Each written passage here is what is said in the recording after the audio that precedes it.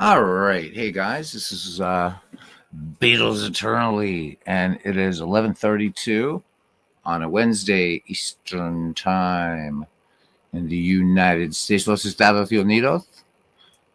Yeah. So, this is one of the free games that we have up there on the Discord, and I figured there wouldn't be a lot of people in tonight, so this would be a lot of fun just to get used to broadcasting this game because it is a little bit different. Doesn't look like I have everything set up yet, so I don't even know if I bothered with ballparks in this one. It's more like a backdrop.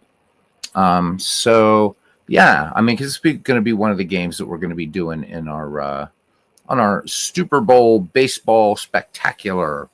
So I thought a good one tonight here would be Jim Palmer versus Mickey Lolich. All right, so we're going to watch the old PSPN cast here and broadcast it. So again, it's going to be a little rough. It's a little fun. And for those of you who downloaded the game, hope you're having some fun. All right, starting lineups for Baltimore. Leading off, Mark Belanger batting second in right field. Ken Singleton batting third in left field. Don Baylor batting cleanup. Lee May batting fifth. Second base, Bobby Grich. We have a DH. Believe it or not, we have a DH because it's an American League game, so we're playing it as played. So, I mean, why not, right? Why not? Let's have a little bit of fun. Tommy Davis batting seventh at third base is Doug DeCinces batting eighth and catching Andy Etchebarren, and batting ninth in center field Jim Northrup for the hometown Detroit Tigers. So Northrup once a Tiger, but now over on the other side. How about that? So leading off over here, Gary Sutherland for the Tigers batting second, Dan Meyer batting third, Ben Ogilvie batting cleanup. Willie Horton is the DH tonight. Bill Freehand catching and batting sixth. Ron LaFleur in center field batting seventh. Aurelio Rodriguez batting seventh at third base. And in right field batting eighth is Leon Roberts, and batting ninth, shortstop Tom Vaser. All right, so here we go. Should be a bit of fun. So Palmer versus Lolich. So two excellent pitchers. All right. And the home of the Let's cut the volume on this. I forgot that this game is a little bit loud. All right, so here we go. All right, looking around here at the starting defense for Baltimore, we've got, or for the Tigers, I'm sorry. In left field, Ben Ogilvie. In center, Ron LaFleur. In right field, Leon Roberts from first to third. We have Dan Meyer, Gary Sutherland, Tom Vaser, Aurelio Rodriguez catching Bill Freehand, and on the mound, Mickey Lolich. Leading off here for the Baltimore Orioles, Mark Belanger. So here we go. Welcome to Tiger Stadium for this fun game here between Baltimore and Detroit. Again, this game is free. If you remember the Discord, I put it up there under other baseball games, I believe. So this and Strategy Baseball are free. This was once a commercial product, a competitor of Out of the Park Baseball. Sean Sullivan, the creator, made this game freely available to everybody in 2015. So hopefully Sean will be back to eventually do a sequel to this game. All right. So anyhow, Belanger steps in and we are ready to go. Lolich ready to work.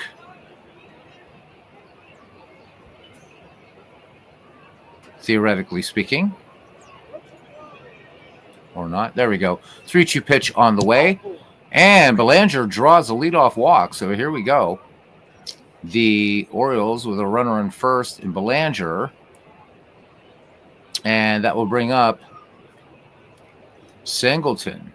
All right, here we go. Lolich peers in, checks the runner, and the pitch comes in to Ken Singleton. No pitch out, and this one a double, I'm sorry, near the line in deep left. So the Orioles with nobody out and two in scoring position here in the top of the first. All right, here is Don Baylor, always a dangerous bat. Baylor, good power numbers, good contact numbers. Lolich checks the runners from the stretch, and the 2-2 pitch on the way. Oh, Baylor, big swing and a miss.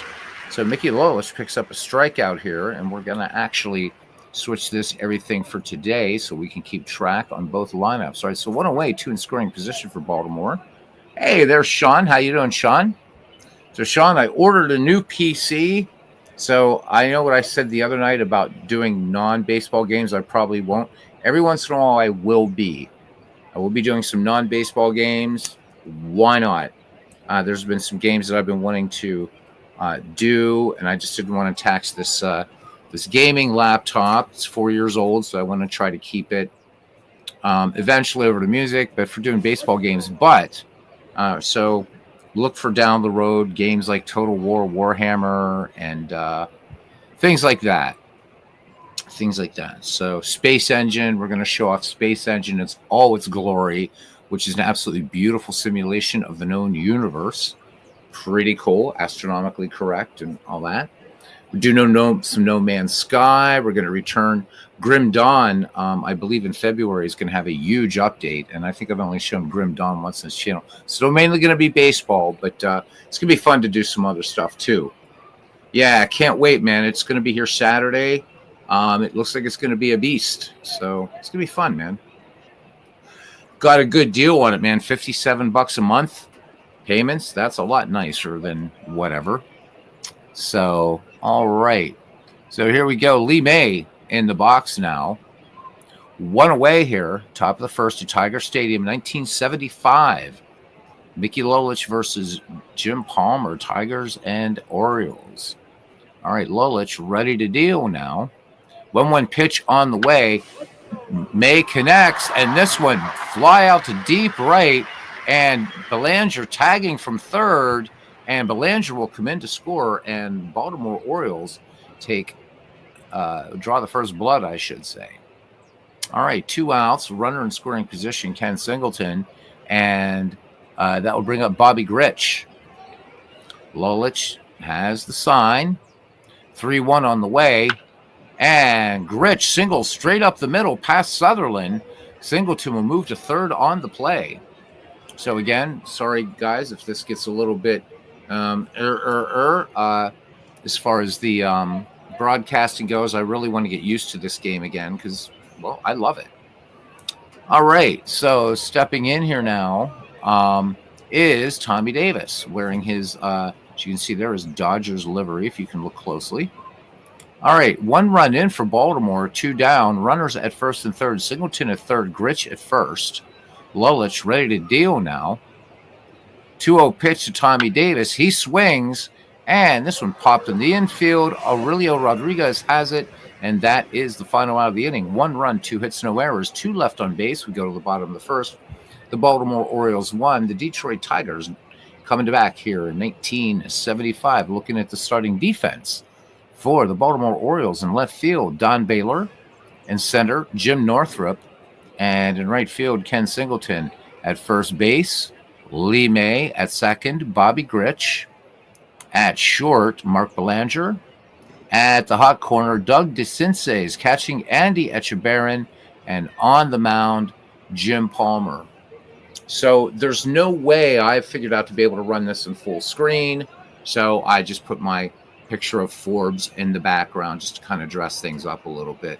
But you know what? I mean, the visibility of the game is really nice, so wouldn't worry about it. All right, here we go. Leading things off here for the Detroit Tigers is Gary Sutherland. All right, Palmer has a sign from Etchebarren, and we're ready to go here. Bottom of the first. And count full on Sutherland. And this one just low and outside. Sutherland draws the walk. So Detroit with a runner on first now, and it brings up Dan Meyer. Palmer checks the runner at first.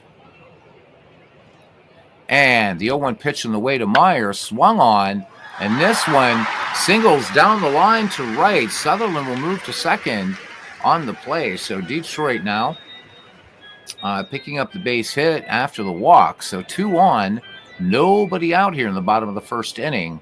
It's going to bring up Ben Ogilvie. Palmer ready to deal now. And Ogilvie, first pitch swinging. This one, fly ball out to right field. And arranging over and making the catch in foul territory is Ken Singleton. Runners remain parked where they are now for the cleanup hitter, Willie Horton. Willie Horton, a dangerous bat. If we take a look at Horton just really, really quickly here, and we're going to be looking at real-life stats and everything like that, which this game affords us. So in 1975, Willie Horton with 25 home runs. So Horton could do some damage here. A batting average that year of 200 or 275. Willie had 92 ribbies. Again, guys, I strongly urge you to pick up this game. It's free.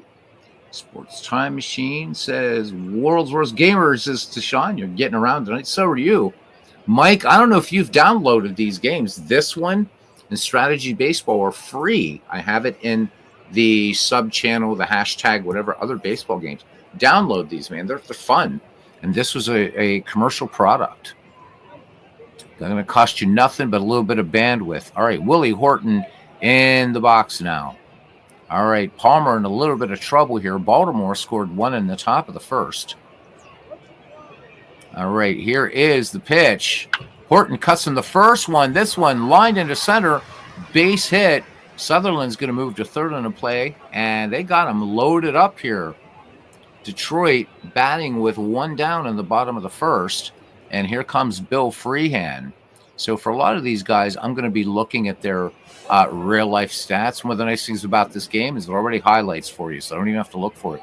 Freehan, 14 home runs, 47 runs batted in 1975. I'm working on getting some dead ball parks into this game so we can do some earlier seasons as well. But we all love baseball, all kinds of eras. All right, here we go. Palmer peers in, working out of the stretch. Freehan cuts in the first pitch. This one skied out towards center. Northrup makes the catch. Sutherland is tagging. Here's the throw to the plate and safe. So Sutherland and the Tigers tie it up. Score that a sac fly for Bill Freehan. That last was a little off-speed pitch there, and Detroit ties it up in the bottom of the first. 2 away now for Ron LaFleur. Ron known more for his speed than anything else. All right, so LaFleur in the box, bats righty. Palmer with 2 on and 2 down here, bottom of the first, 1975. Palmer lets it go. Here's the 2-1 pitch. LaFleur cuts on this one, and this one a single past Belanger, and coming around to score is Meyer from second, and the Detroit Tigers jump out to a 2-1 lead. LaFleur moved to second on the play. Willie Horton third. So 2 more in scoring position, 2 down. Palmer in trouble here in the bottom of the first inning. And that brings up Aurelio Rodriguez. All right, here we go. 1-1 pitch on the way. Rodriguez cuts on this one. This one grounds out to Belanger, so score that one. 6-3, but 2 runs, 3 hits, no errors. 2 men left on base. We go to the top of the second. The Tigers lead the Orioles 2-1 here in 1975 action on the very free PureSim Baseball. What seasons are included? Everything from 1900, I think, to 2014. And what's nice about this one, Mike, is it's a lot more than just season replays. You could create Ned McGreevy or Fields of Dreams types leagues with this thing, all-time great franchises. There's a lot you can do with PureSim Baseball. Of the two, this one allows you to do more, but you also have to do a little bit more work in setting up logos, ballparks. The other one, ballparks automatically assigned with logos, but it's basically either a season replay engine, pick 2 teams from any point in baseball history, or create fictional player leagues. But still, both good games that complement one another. Strategy Baseball came out as a freeware game after Sean released this to the to all of us, the great unwashed. All right, top of the second we go here now, and it'll be DeCinces, Echebarren, and Northrup. So we are using a DH. This game does use as-played lineups and all that kind of fun stuff. So I will use DH in leagues that actually use them. All right. So DeCinces in the box. Lolich enjoying a 2-1 lead right now in the top of the second inning. DeCinces digs in. And the 1-2 pitch on the way. Oh, DeCinces looks at a called strike 3. So Mickey Lolich getting the work done here. So that's the second strikeout issued. 1 away now. And it brings up Andy Etchebarren. That's righty. Lolich has the sign from Bill Freehan. 2-1 pitch on the way. Etchebarren swings. This one line to center. Base hit. Sutherland trying to range to his right, but too much velocity in that ball. LaFleur gets it in quickly. So Etchebarren on at first now. And that will bring up Jim Northrup. Northrup batting in the 9 slot here, center fielder. The lefty waits for the Lolich delivery. 3-1 behind Northrup. Northrup smacks it back to Lolich. Lolich drops the ball. Score that one, E1. Northrup aboard thanks to the error. So first error in this game committed by the Detroit Tigers. Etchebarren at second. Northrup back there at first. We're back at the top of the order for Mark Belanger. Belanger walks against Lolich to lead things off here. Looking for a good battle between these two teams. All right, the 1-1 pitch on the way. Belanger cuts on this one. Line to left, single. Ogilvie up with it. And they're going to stop Etchebarren at third. So the Orioles now have them loaded up with just 1 down. And here comes Ken Singleton. Singleton doubled his last time. Lolich out of the stretch. And the 0-2 pitch. And Singleton, this one a little roller. And Etchebarren is going to score as Singleton grounds out to Visor. So they weren't able to turn the double play. So 2 down, and Baltimore ties it up here in the top of the second inning. How about that? Here's Don Baylor, 0 for 1 with a strikeout. Runners at the corners, Northrup at third, Singleton at first. And here we go. Lolich lets it go. 1-0 pitch to Baylor. Baylor swings and grounds out 6-3 to end the inning. But Baltimore picks up a run on 2 hits, an error, and 2 men left on base. We go to the bottom of the second here at Tiger Stadium, opening day 1975, and it's 2-2.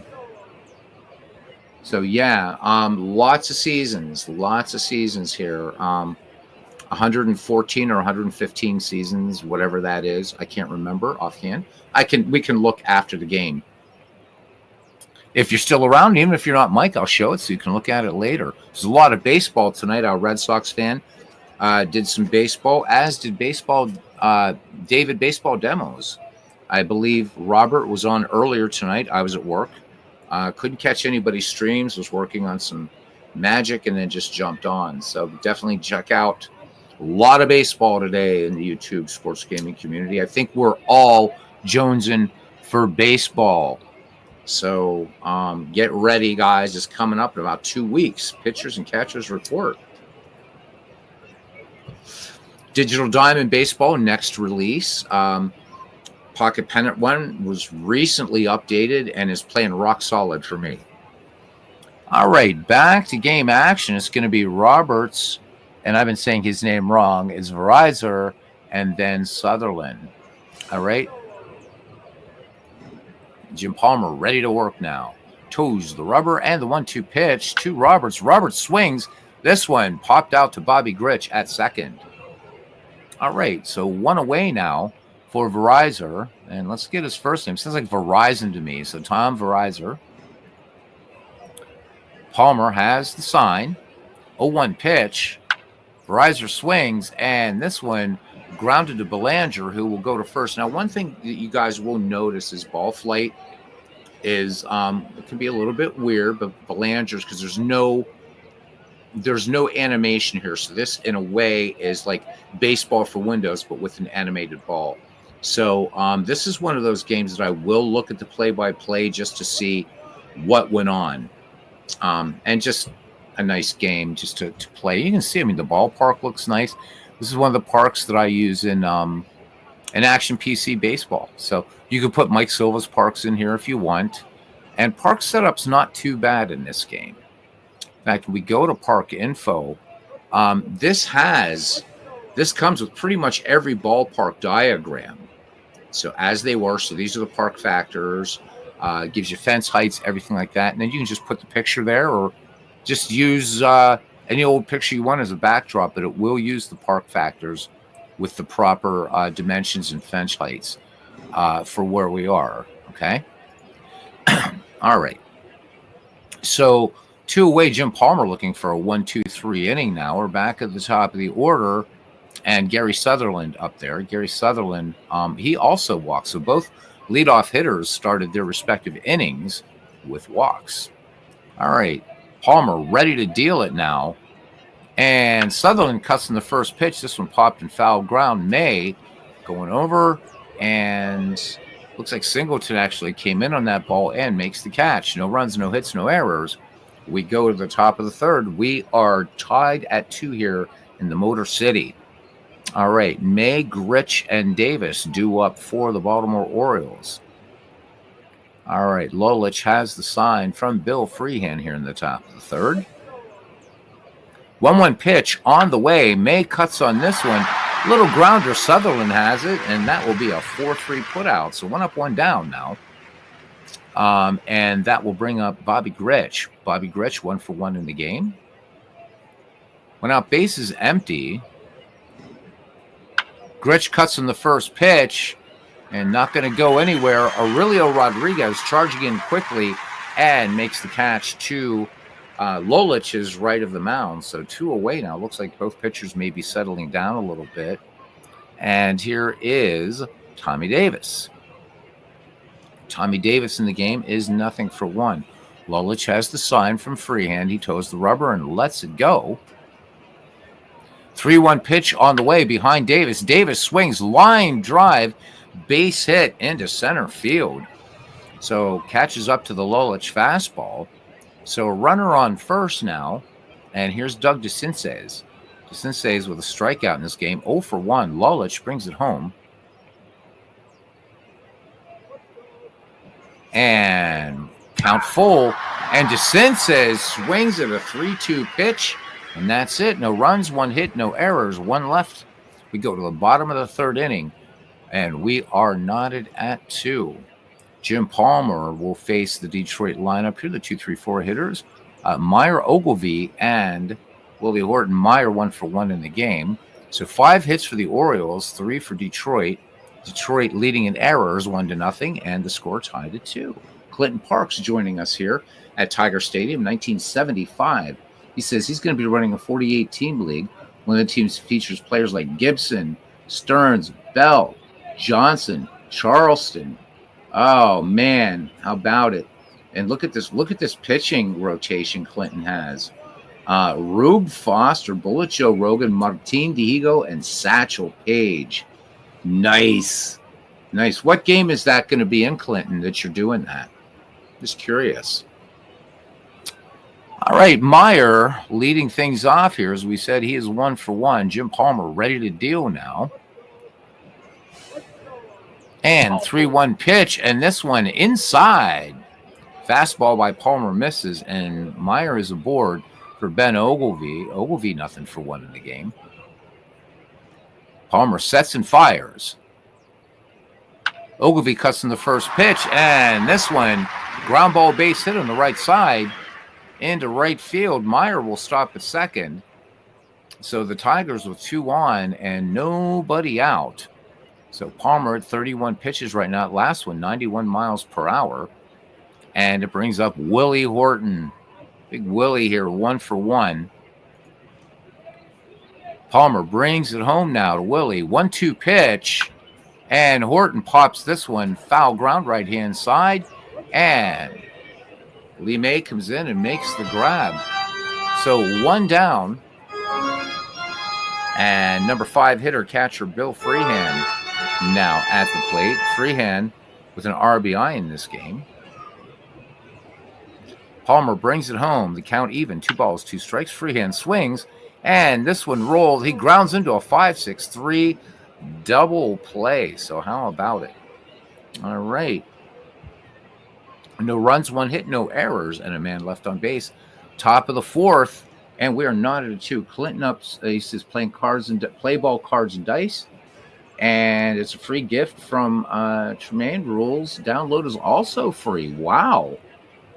So picking up a 120 team special in another game, going to run a double elimination in that one. Wow, that sounds superb. I've never seen play ball cards and dice. Gonna have to look that one up, Clinton. I think Clinton would have been happy to see a 1960s game here had I known he was coming in. I do have a 1960s season set up in this as well. I think 67 or 68. Can't remember. All right, back to game action here. It's going to be Andy Etchebarren, Jim Northrup, and then back at the top of the order, Mark Belanger. So Etchebarren, I'm sorry, 1 for 1 in the game. And Mickey Lolich, looking at Mickey thus far, he has struck out 3 and walked 1. All right, Lolich with the delivery. Full count on Etchebarren. Etchebarren swings, and this one grounder. Verizor up with it over to Meyer. Score that one 6-3. 1 up, 1 down now. As it brings up Jim Northrup. Really weird to see Jim Northrup on another team, but there he is. Lolich bringing it home now. 1-1 pitch. Northrup swings. This one grounded. Meyer will take this one 3 unassisted. So 2 up, 2 down now. And that will bring up Mark Belanger back at the top of the order. Belanger 1 for 1 with a walk in this game. Mickey Lolich into the windup and the 1-2 pitch to Freehand and big strikeout. Nice off-speed pitch there by Mickey Lolich to retire the side. No runs, no hits, no errors, and nobody left on base. Bottom of the 4th. And the Orioles and Tigers are knotted at 2 here in 1975. All right, Ron LaFleur will lead things off. Then Aurelio Rodriguez. LaFleur 1 for 1 with an RBI. So Baltimore's going to want to keep LaFleur off the base paths. And I forgot the Red Sox traded Ogilvy to Detroit. So it's a nice ball game, guys. Again, it's free. Just pick it up. Pick this one up. Pick up Strategy Baseball. And in Strategy Baseball, I also included, which I think will interest my digital baseball player friends in here, family, is that I have those split up into decades.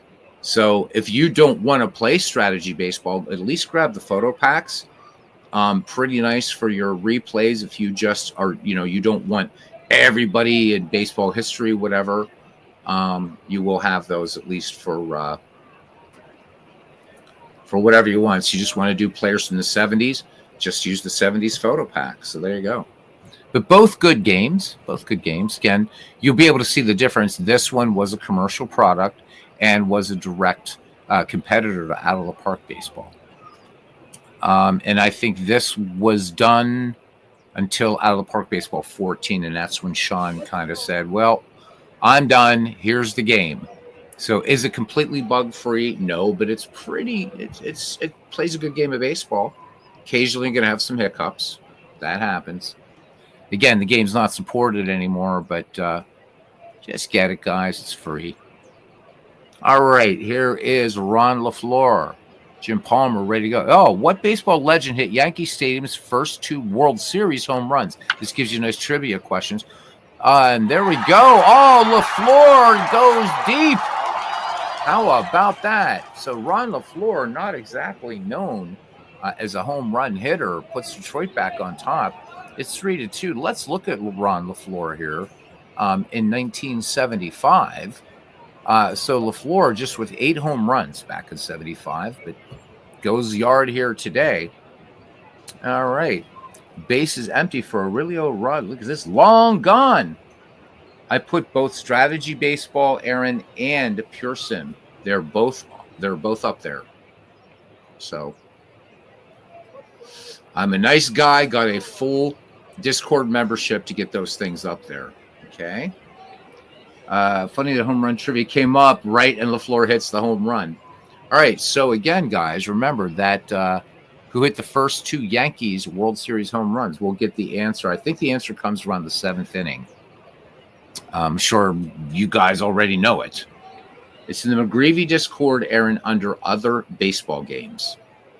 And I'm hoping beyond hope that this is accessible to you, because you can do as much in this as you can with Baseball for Windows, and a good I would say 80% of what can be done in out of the park baseball.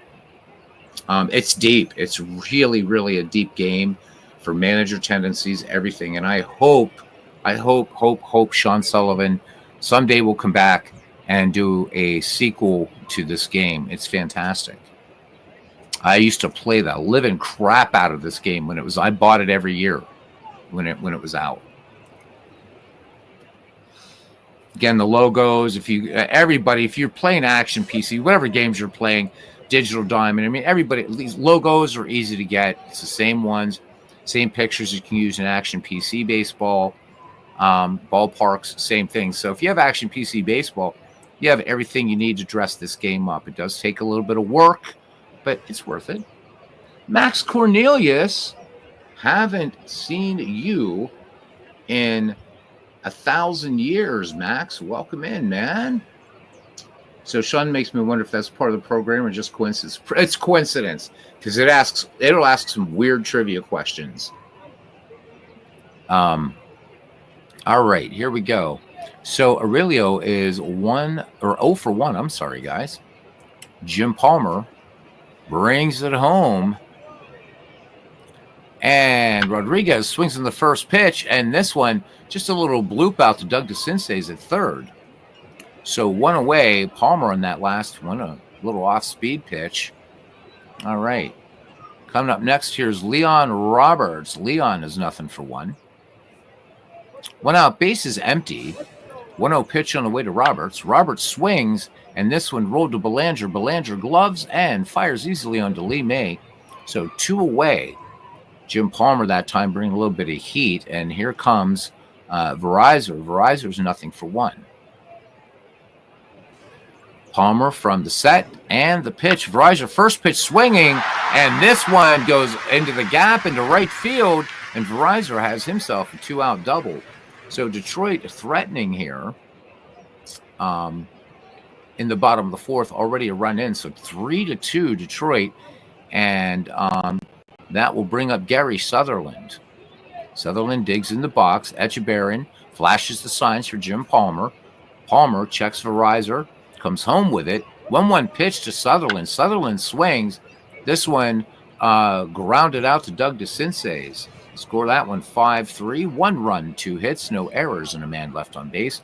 We're in the top of the fifth here in the Motor City, and the Detroit Tigers leading the Baltimore Orioles 3-2 here, opening day 1975. I think it's 1975. I don't know if I've done any games. I think it's opening day here. All right. Anyhow, we're going to see for Baltimore, the number 2, 3, 4 here is Ken Singleton, Don Baylor, and Lee May. Singleton, 1 for 2, has a double and an RBI in this game.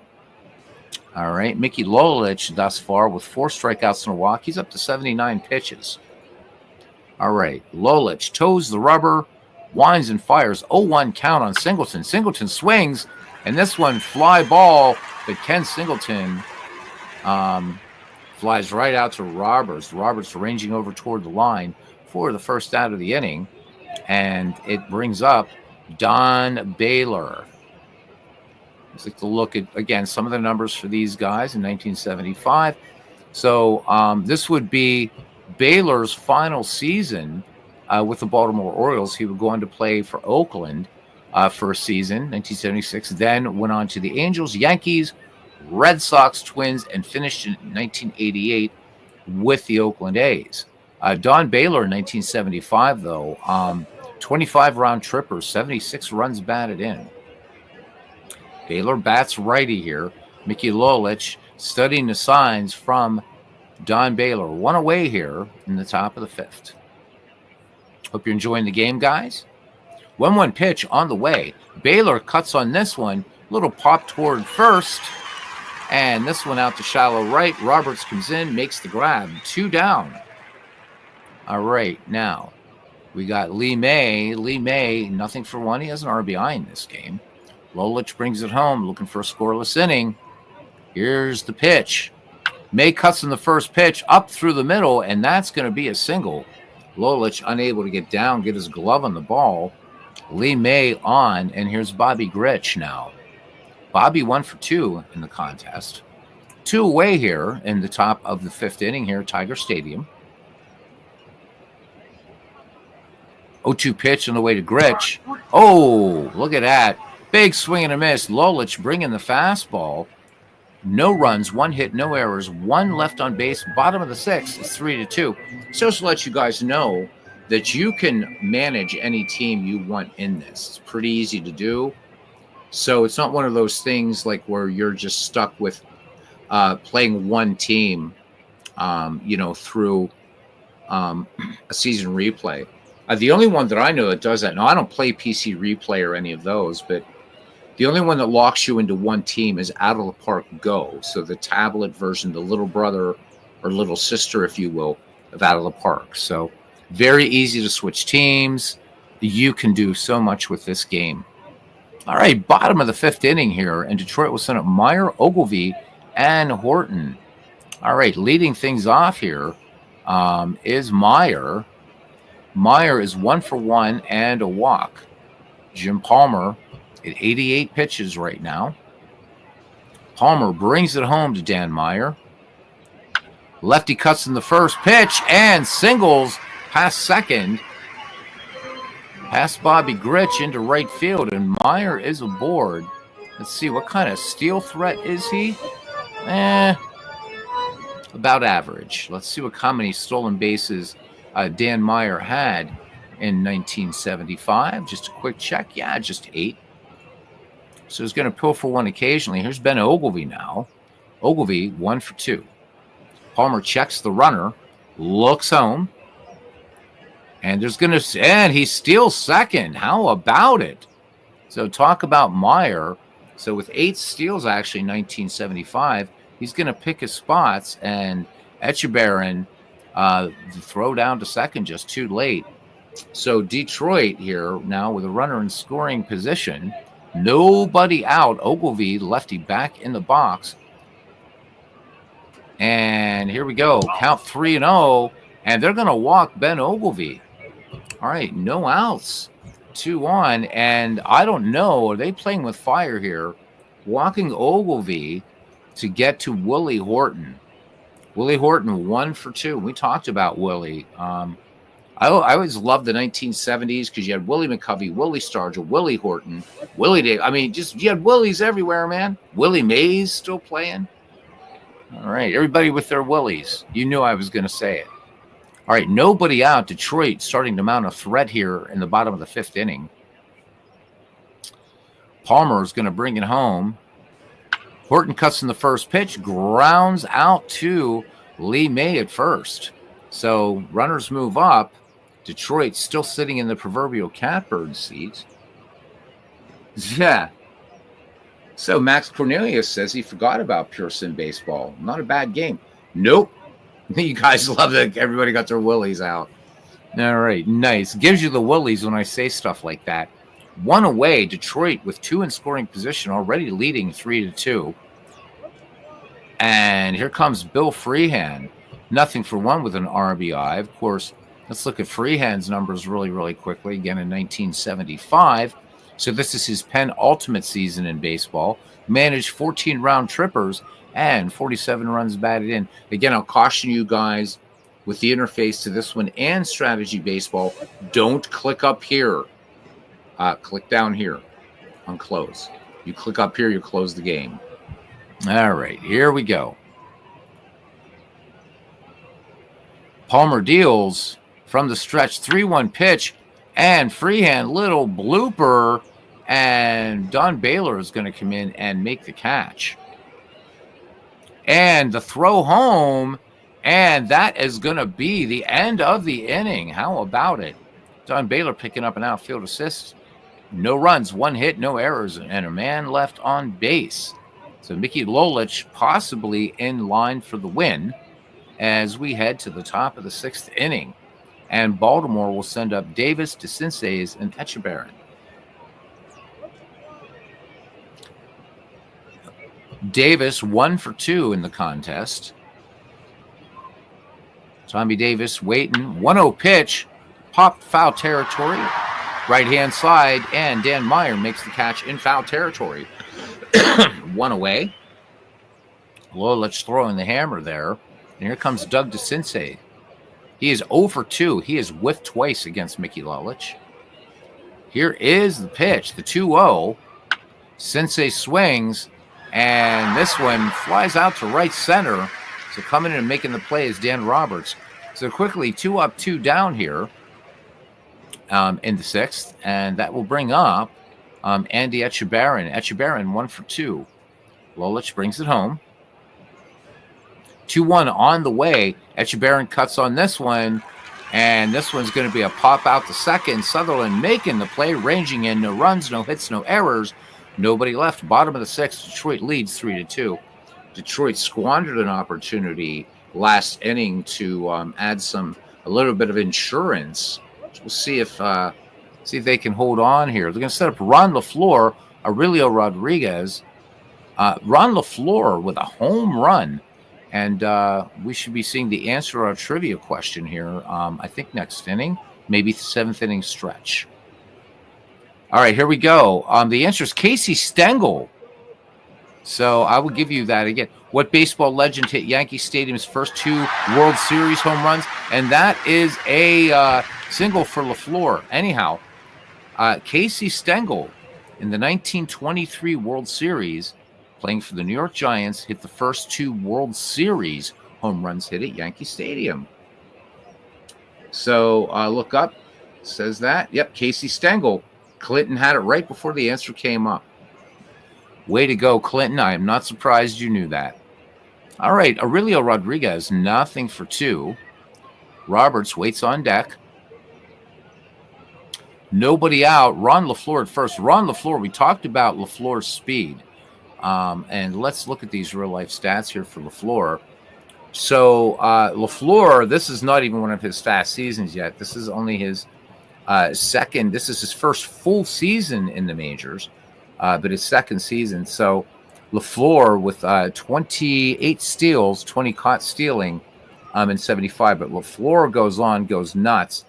In 1980 for Montreal, LaFleur steals 97 bases, only caught 19 times, and then big fall off after that. So you can see pretty much a nice steady improvement here. The other thing I'm going to show you guys, we'll do this with Ron LaFleur up here. You can click on defense chart. And so let's say that you want to find out where a good place to put players. So this is where, places where you can place. So black, they're maybe below average to average. Red, you don't want them there. Ron LaFleur, nothing blue here. So just nice little sorts of things that you can do here in the game that I think is really nice. There's ratings history for your players. So you can definitely see that this was, certainly there's his stats history, right? Pretty good stuff. You can look at his major league career, AAA, AA, and single A.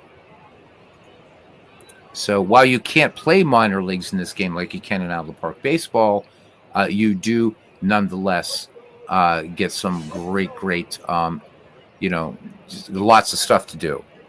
All right. Let's get back to game action now. I wasn't expecting to do a game tonight, but here we go. Jim Palmer brings it home to Aurelio Rodriguez. And there's a steal. LaFleur has it pilfered. So Etchebarren up and unable. So Detroit stealing 2 bases today against Baltimore. I almost said Montreal. So LaFleur in scoring position with nobody out. Aurelio Rodriguez back in the box. 3-1 pitch on the way to Palmer. And Palmer gives up the walk. So 2-on for Detroit. Nobody out here in the bottom of the 6th inning. And I'll bring up Dan Roberts. Dan Roberts is nothing for, or Leon Roberts, nothing for 2. And Roberts bounces this one out in front of the plate. Etchebarren pounces on it, but no way to get the runner. So sacrifice, and that will bring up, did we say is it Tom? Yep, this player I don't know, Tom Verizor. All right, 1 away. Verizor with a double in this game, 1 for 2 overall. LaFleur at third, Rodriguez trailing at second. Jim Palmer brings it home. 2-1 pitch on the way. Verizon swings, popped into foul territory, and Lee May will commit to make the grab. So 2 down. Detroit right now, baseball fans, in danger of squandering another opportunity. All right. So we are back at the top of the order. Sutherland stands in. He's over 2 and a walk. All right. Sutherland waits. 3-1 pitch. Gary Sutherland lets that one go off the plate. Palmer wanting that call, not getting it. Now the Tigers with 2 down here in the bottom of the 6th, and the bases are sold out for Dan Meyer. Meyer, perfect day, 2 for 2 plus a walk. All right, can Detroit capitalize finally? Let's see what they do here. 3-0 pitch on the way, and Jim Palmer, a little bit of trouble out there. That's going to walk in a run. And Detroit now adds a little bit of insurance thanks to the Jim Palmer gift, and it's 4-2 Detroit. Still 2 out. Here's Ben Ogilvie. He's 1 for 2, and he has a walk. Palmer in trouble here. Trying to get that 3rd out. Here's the pitch to Ogilvie, the 0-1. Ogilvie swings, fly ball towards center field, and this will be the final out of the inning. Or no, it won't. So, yeah, it is. Northrop makes the catch. So they leave 2. They score a run on 1 hit, no errors. 3 left on base. So Detroit squandering another opportunity, but they will take the extra 1. All right, top of the 7th now. And it'll be Northrop, Belanger, and Singleton here. American League action, 1975. Clinton Parks' data mining is a living. Do it more for the track, but when I see beats up most of his games involve trivia, you have a few books with you. I love it, Clinton. You and I are like that in that way, right? We got our books all over the place and stuff like that. Awesome. Again, 15 people watching. Thank you for watching this free game. Available. Just join the Ned McGreevy Discord. Doesn't cost you anything. Download it. Each game is like about 400 or 500 megabytes zipped, so it takes no hard drive space. And I provided the pictures in strategy baseball, but you can use them in this game. And I'll do a really quick run through afterwards of just what you can do. This is not just a replay engine at all. All right, top of the 7th now. And again, Northrop, Belanger, Singleton. Jim Northrop, nothing for 2. Mickey Lolich ready to deal. 3-1 pitch on the way. Northrop swings. And this one, a roller to Aurelio Rodriguez, who plants and throws on to Meyer for the 5-3 putout. So 1 away here in the Baltimore 7th, and that will bring up the top of the order again. And Mark Belanger, 1 for 2 in the game. He has a strikeout and a walk. Lolich brings it home now. And the count 2 balls, 1 strike. Belanger cuts on this one. And this one is going to be a double going all the way down the line in deep left field. So Belanger picking up Baltimore's 7th hit. So Baltimore trying to get back in this game as the potential tying run steps to the plate and one Mr. Singleton. Singleton is 1 for 2. He has an RBI in this game. 1-1 pitch to Ken. And bloops this one into left center. Belanger coming around third. He will score. Baltimore gets one back, 4-3. Love these types of battles, and I love pitchers' duels. So Baltimore within 1 now and 1 out. Singleton at first. And I have a new notification. I have no idea what it is. I'll look at it later. All right, 1 away. And Ken Singleton on first here for Don Baylor. Baylor is 0 for 3. He is whiffed once. Mickey Lolich pitching with 1 down to Baylor, batting in the 3 slot.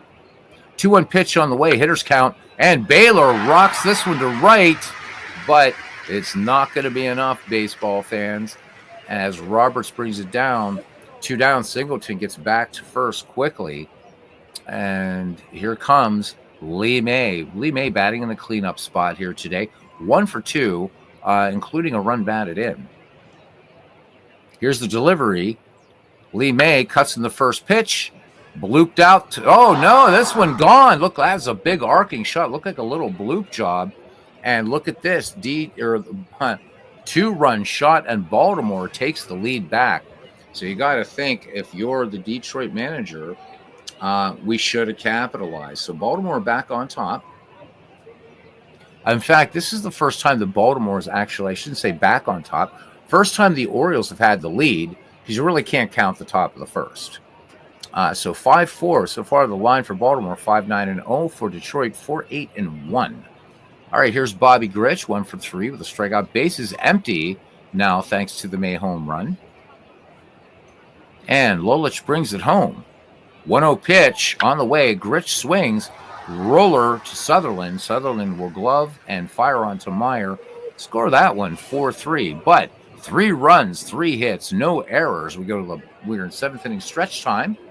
Going to mute the mic here for a second. Grab a drink of water. It's 5-4 in favor of the Orioles.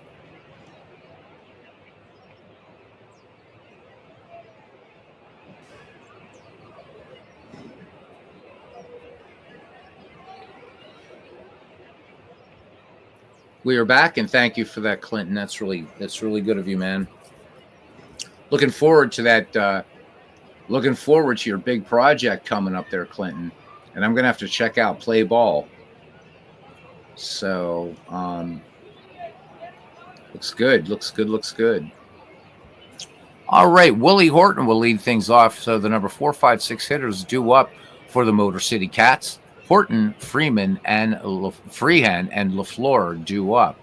Willie Horton 1 for 3. The Detroit fans would love a trip downtown right now. Let's see what happens. Down to the Renaissance Center. All right. And 1-2 pitch to Garden the lines. Horton sends this out into right field, but coming in and making the catch is Jim Northrup. So 1 away now for Bill Freehan. 0 for 2. Freehan does have an RBI in this game. Jim Palmer still looking pretty strong out there. All right, here we go. Freehan cuts in the first pitch. Arcing ball. And this one is out of here, out to left field. And Detroit ties it up. So you guys will notice that the ball fell short. So again, if you're used to action PC baseball, one way to fix that is to sort of move the players back. But again, I'm more interested in the game than what it's, but I can show you sometime if you want how to customize and get everything a little bit better, but it's all about the game. All right, we got us a whole new ball game. So 1 out, and Detroit back in this one now, 5-5. And here's Ron LaFleur, 3 for 3 on the day, including a home run, 2 runs batted in. Jim Palmer winds and fires to LaFleur. Full count. And LaFleur, big cut and a miss. That one, a nice fastball from Jim Palmer. So 2 down as the spooky organ plays in the background here at Tiger Stadium, 1975. For Aurelio Rodriguez, 0 for 2 and a walk. Palmer brings it home. 2 out, 1-0 pitch. Rodriguez lines this one, single into center field. So Detroit now in double digits with 10 hits. And Roberts in the box now. Roberts 0 for 2. Leon waiting for his pitch to count even. 2 balls, 2 strikes. And a little pop fly out there into right center. And that will end the inning. But Detroit picks up a run on 2 hits. No errors. 1 left on. We head to the top of the 8th here at Tiger Stadium. And Willie Davis in there. Count full. Davis gets the walk. And the boos going up all over Tiger Stadium here as Davis is aboard. And that brings up Doug DeCinces. He is 0 for 3, 2 strikeouts. Davis into his lead at first. Lola checks the runner. Oh, looks like we're going to have Al Bunbury is going to pinch run.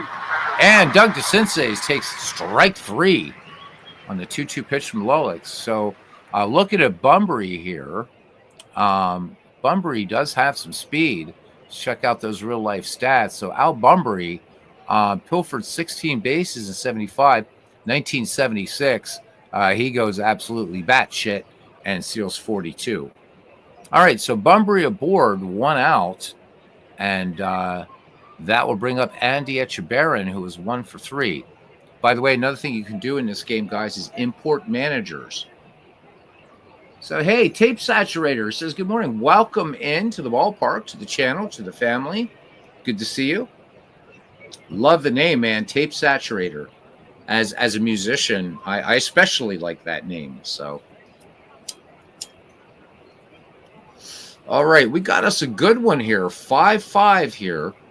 1975, I believe, opening day in Detroit. I don't remember if I don't think I've played any Tigers games yet, so I think we're in opening day. Yeah. All right. Anyhow, here's Andy Etchebarren. Al Bunbury pinch running at first, 1 away, 5-5 your score. Etchebarren draws the walk. So 2 on, and here comes Jim Northrup now. So looking at Northrup here, let's look at Jim's career here. So strange because I associate Jim Northrup with the Tigers, and indeed played most of his career with Detroit from 1964 to 74, and then split then 1974, started with Montreal, then went to Baltimore and finished with the Baltimore Orioles in 1975. So we're in Jim Northrup's final year. So Northrup, with 153 career home runs, manages 5 in 1975. A far cry from Northrup's season high of 25 way back in 1969. Northrup, of course, a member of that great 1968 Tigers team. All right. So 2 on, 1 out. Bunbury at second, Etchebarren at first, and Northrup at the plate. 1-1 pitch on the way. The lefty Northrup cuts on this one, and this one, little bloop single into right center, and Bunbury with his speed is going to score from second, and now Baltimore back on top at 6-5, and the runner's going to take an extra base. Andy Etchebarren moves to second. All right. 6-5, and now these teams both tied in hits. All right, here's Mark Belanger back at the top of the order for the Birds of Chesapeake Bay. Belanger 2 for 3 in the game, strikeout, a walk, and Belanger with a double. Lolich brings it home now. 1-0 pitch on the way. Belanger skies this one, high fly ball, but this one taken down by Ben Ogilvie. So 2 outs, runners hold, and here comes Kenny Singleton.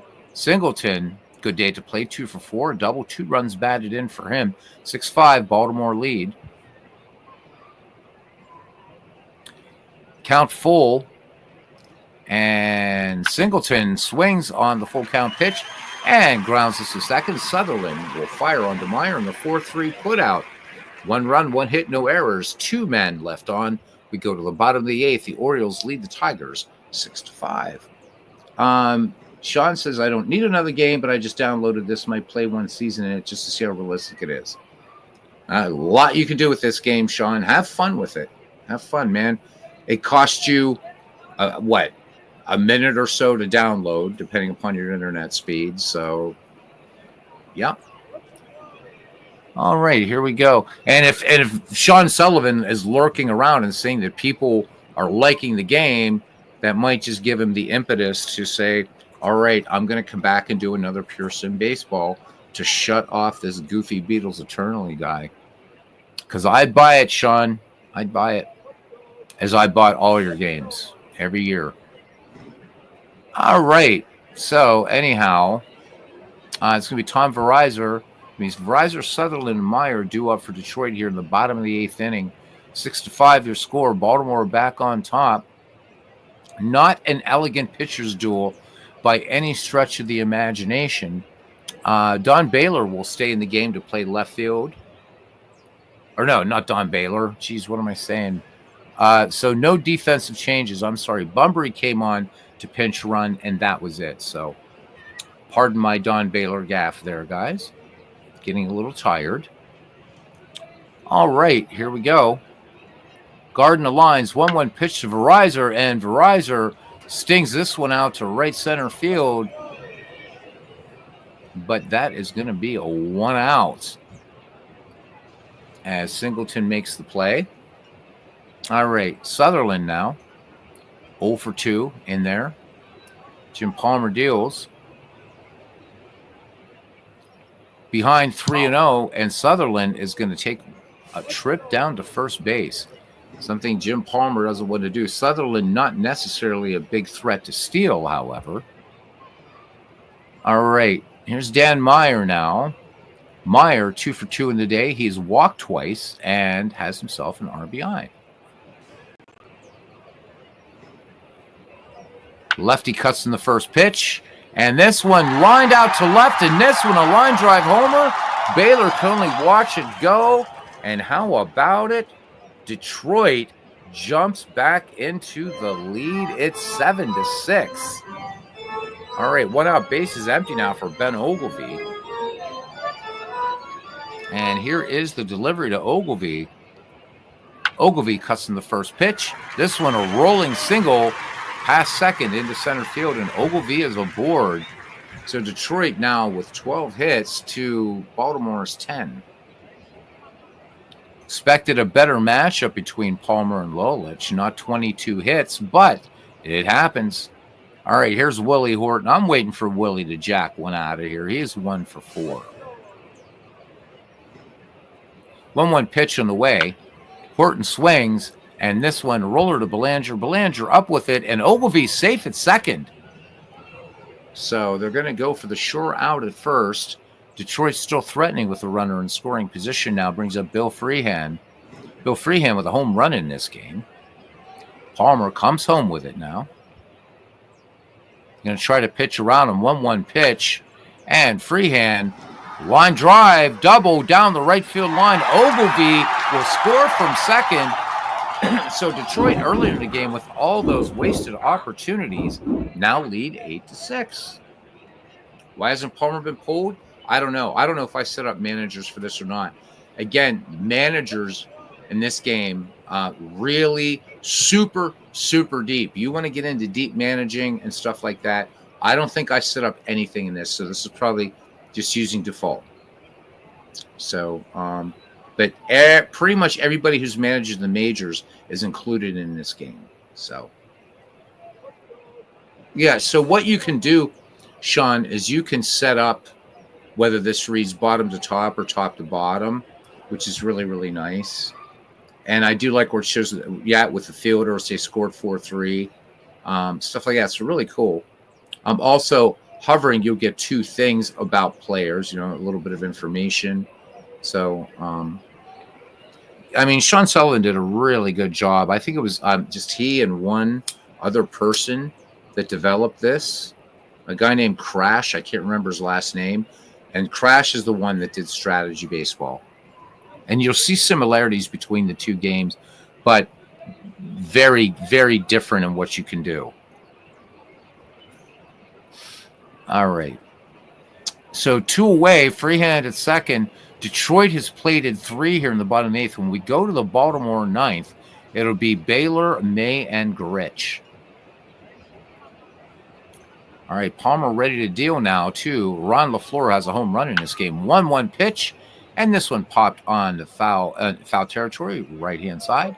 And Lee May makes the catch. 3 runs, 3 hits, no errors, 1 left on. We go to the top of the 9th. Mickey Lolich will face Baylor, May, and Grich. Don Baylor, he is on the bubble, man. 0 for 4, including a whiff. Mickey Lolich, at this point, 123 pitches. And John Hiller will come in. So John Hiller is going to get some work here to try to pick up the save for Lolich. Let's look at John Hiller's record overall in 1975 for Detroit Tigers. And had 14 saves that year, a 2.17 earned run average. All right, John Hiller, the lefty, ready to go against Don Baylor. They're guarding the lines here at Detroit. Baylor swings in the first pitch, and roller to Aurelio Rodriguez at third, fires across to Meyer for out number 1. So, again, Detroit, in my humble opinion, should have more than 8 runs, failing to capitalize, but getting it done now in the late innings. All right, John Hiller now will face Lee May. Lee May 2 for 3. Lee May has a home run in this game. Hiller brings it home. 0-2 pitch. Lee May swings and grounds right back to the mound. Hiller fires onto Meyer.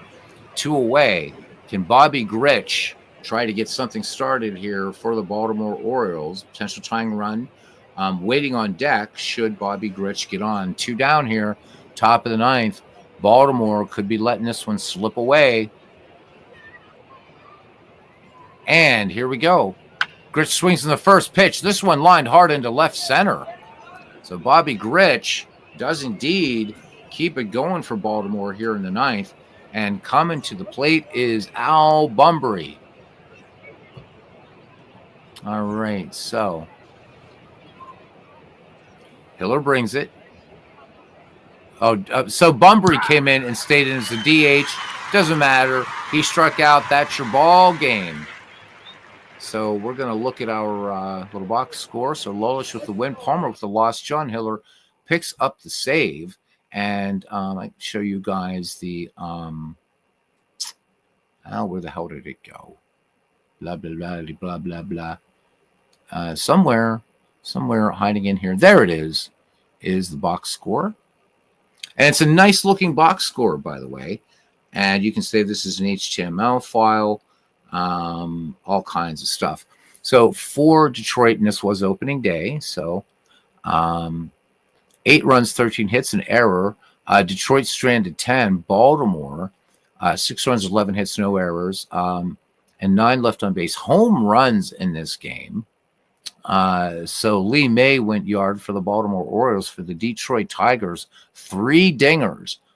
Dan Meyer, Bill Freehan, and Ron LaFleur. Looking at pitching here, Jim Palmer went 8 innings, 13 hits, 8 runs, all earned. Walked 7, struck out 1, gave up 3 home runs. Faced 42 batters.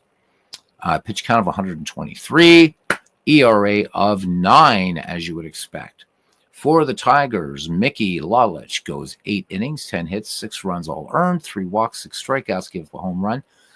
Worked to 38 batters, pitch count of 142, ERA of 6.75. John Hiller gets the save, gave up a hit, and struck out 1. Mark Belanger, Ken Singleton doubling for Baltimore. Lee May with the lone home run.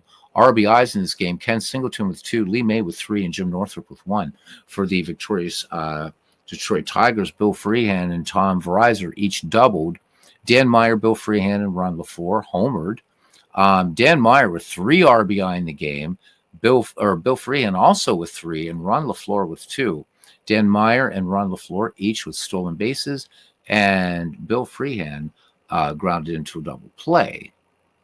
You can also look at the game log, which is really a nice looking game log here. So you can go through everything, and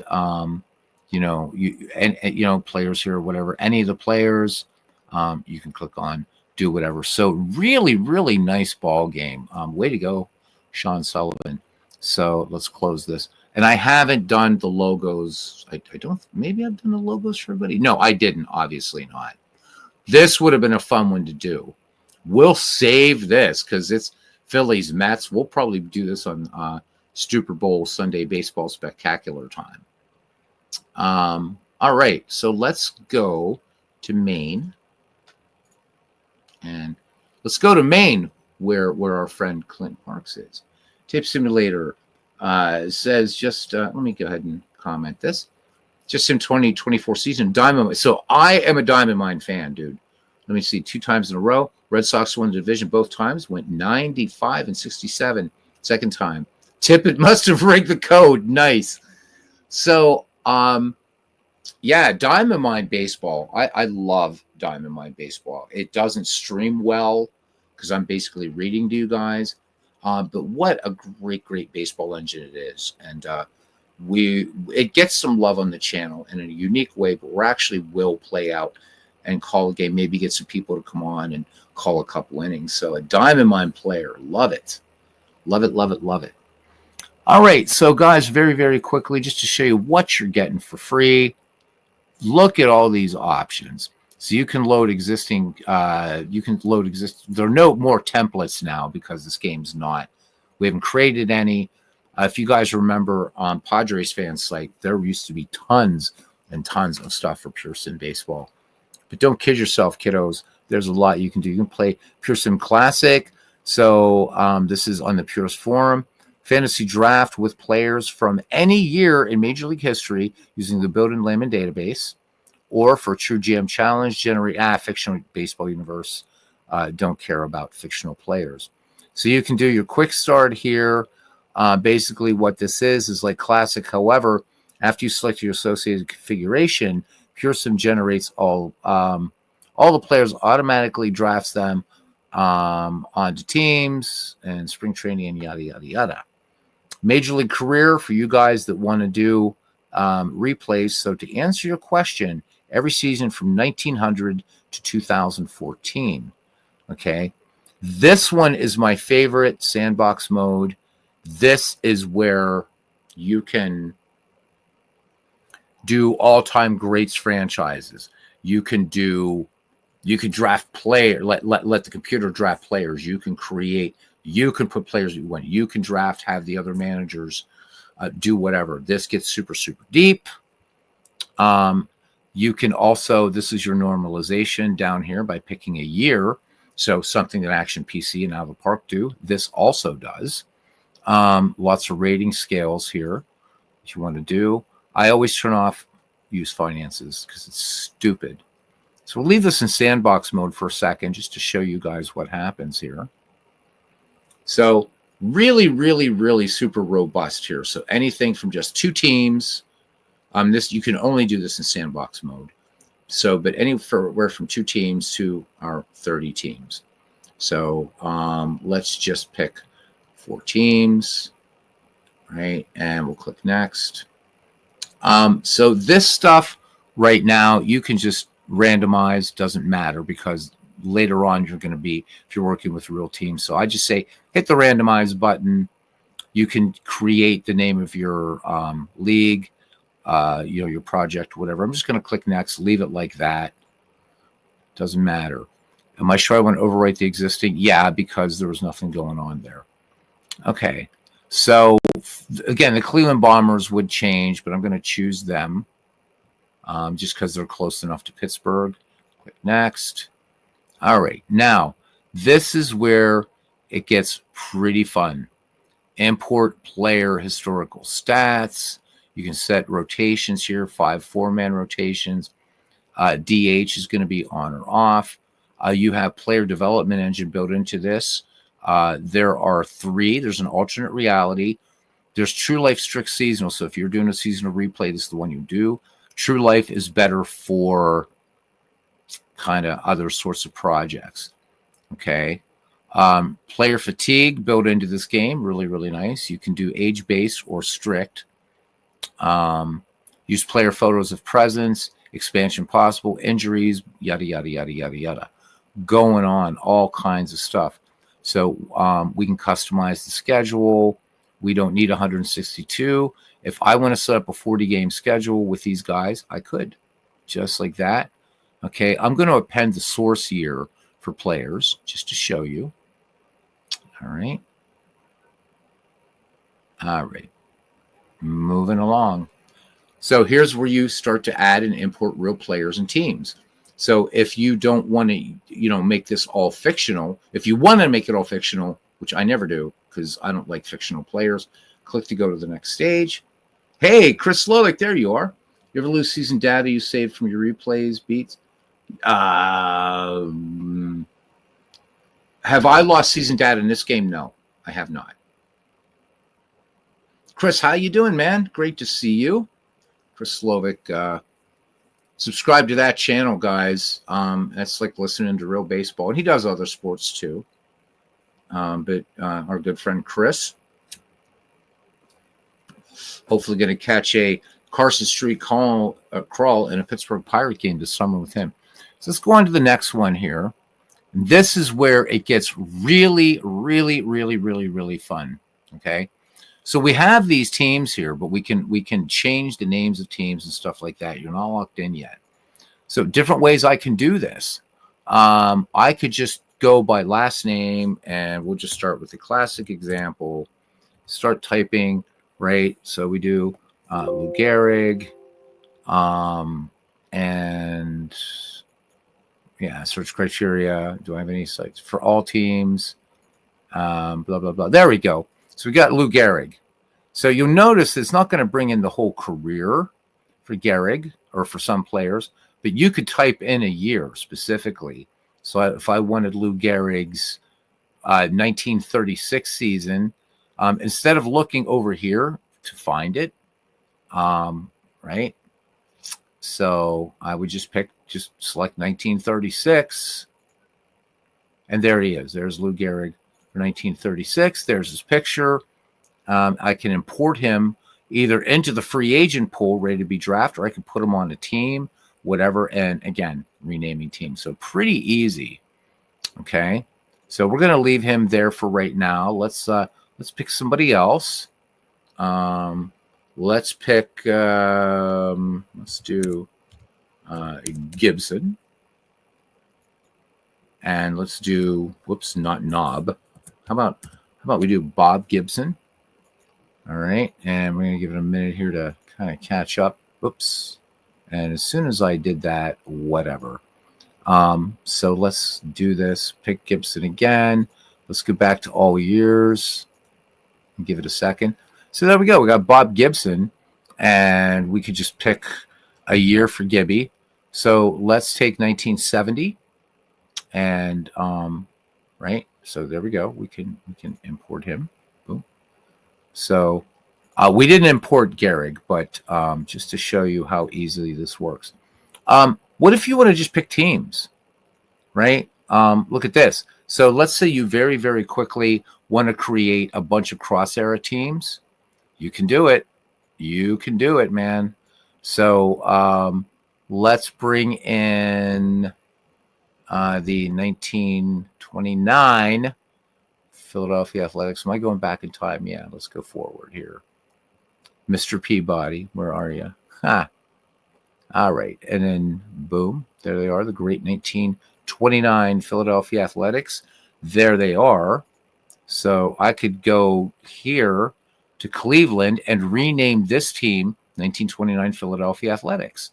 Also, uncheck allow duplicate players. That's what I do. All right. So we're going to rename them. Okay.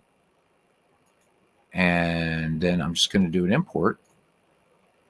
And do I want, yeah. So, I am going to have it rename. So it's doing it. There's Eddie Rommel, Rube Wahlberg, Al Simmons, Cy Perkins. They're all here.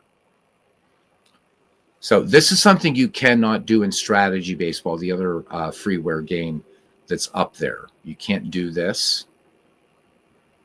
But so think about a tournament, whatever. So I've set up 4. I'm gonna, if I'm importing 4 teams, I don't know where Bob Gibson's going to go. We'll probably have to release them. All right, but anyhow, they're here, and if I go down here, there they are. There's the 1929 Philadelphia A's. All right. You can also import with this just a year, right? You can players for every player in a year. So let's look at 1971. And there's everybody from 1971. And what you can do is you can select multiple players, control key, and all that kind of stuff. Or, and so you could just bring in players from 1971 if you wanted to. But let's say you wanted 1971 and you just wanted pitchers. Well, there they are. Now, these are just everybody who pitched in 1971. Pretty nice, I'd say. So how about 1971 pitchers, Baltimore Orioles, right? And oops, I have to pick pitchers. Sorry. There you go. So there's Cuellar, Dobson, everybody. So I think you guys get a sense for a free game. Look how much you can do. Challenge mode could be fun for streaming once you get fired. Project over. How about it? Yeah, definitely a pirate game. Yes, definitely. Noticed with your installation, PureSim is owned by Wolverine. So let me tell you the story about that. Okay. Um, and again, I only got Wolverine Studios side of the story and all of this. So Sean had self-published this game first, and then made a deal with Wolverine Studios. And Wolverine was selling this, and in my opinion, this was their, it was an excellent game. Obviously, this is right. Then, I was having some issue with it. I believe this was in 2016 or 2015, something like that. Anyhow, of course, I'm in Europe, so everything asynchronous. So I'd written to Wolverine Studios, wasn't getting any response, whatever. I'm like, what the hell? So I called them, man, long distance, baby, from Europe to the United States, and apparently something went very, very wrong. And again, I never heard Sean Sullivan's side of the story, so please, I don't want people to think that I'm being, sort of judgmental or everything. By the way, guys, stats all sortable in the draft pool thingy, whatever. Anyhow, Wolverine said that Sean kind of reneged, or there was some sort of contract abrogation or whatever, so they dropped the game. And I think it was the next year or 2 years, whatever it was, that Sean just put on the PureSim forums. Guys, this is my gift to you. It's free. So I think you guys get the idea that this is not just for replays. All right, now we're going back to Maine, because I do got to show you. I got to warn you. So with strategy baseball, you do have to do, or with PureSim, you do have to do some work as far as setting up logos, ballparks. Strategy baseball, you don't have to. But if we go to load game, what do we have here? 1910. See if I actually did anything with 1910. I know one of these is a bit weird. Okay, so I didn't do anything with this. Let's go back to Maine and let's find something. Replay. Da, da, da, da, da. So you can see I've been doing a lot of demoing of this thing. I think 1991. I don't think I set 1991 yet. Or did I? If I see logos. Okay, so 1991, I've been playing it, but the logos are like, there's no logos, no colors, anything like that. If I click on Kansas City, and I go to change logo, I don't think, let's go to, whoops, invalid format. Now it might, nope, it won't. Front office. Let's look at this ballpark. So yeah, I didn't completely set this up. Now this is Kauffman Stadium, these lines here, so these ballpark dimensions, but this just ballpark as a backdrop. So I could certainly modify the park, and then, you assign a new photo, and then, you want to move fielders around and stuff. This does it kind of in a big group sort of way. So pretty easy to do. And you would go to configure PSPN cast for that. And I know that looks scary, but it's really not. It's really not to set up a ballpark. But we're not going to take time tonight to do that. But apparently, I did play some games here. So they're really nice, nice kind of schedule thing. Yeah. So really, really a good ball game, or baseball game. Let's select Chris and I, our beloved Pittsburgh Pirates. And I don't think, did I bring in anything? Yeah. So this is Three Rivers. Again, can modify it. And if I want to assign a park photo to Three Rivers, what I've been using is just my out of the park stuff. So I can, just go in here and find a Three Rivers Stadium. And one can never have enough ballparks. I think Clinton Parks holds the record for most ballparks in the community. So I could bring in Three Rivers, boom, and there's Three Rivers Stadium. And then when I configure PSPN cast, this is when I can kind of set everybody up, right? So this is where you have to do a little bit of work. Sometimes you've got to move the image because you can see the catchers right there. But just for quick, I still wasn't going to do this, but I'll show you at least the beginning of it. So like if we go to adjust window positions, so you see it takes all the ball flight stuff out. So I can just, and this is easier to do than Action PC. See, it just responds. I can put the right fielder up there in the nosebleed section. Doesn't matter. It doesn't care. All right. So we're good there. So home plate, what we want to do is place home plate origin. Okay. So we're going to click on home plate and we click. Yep.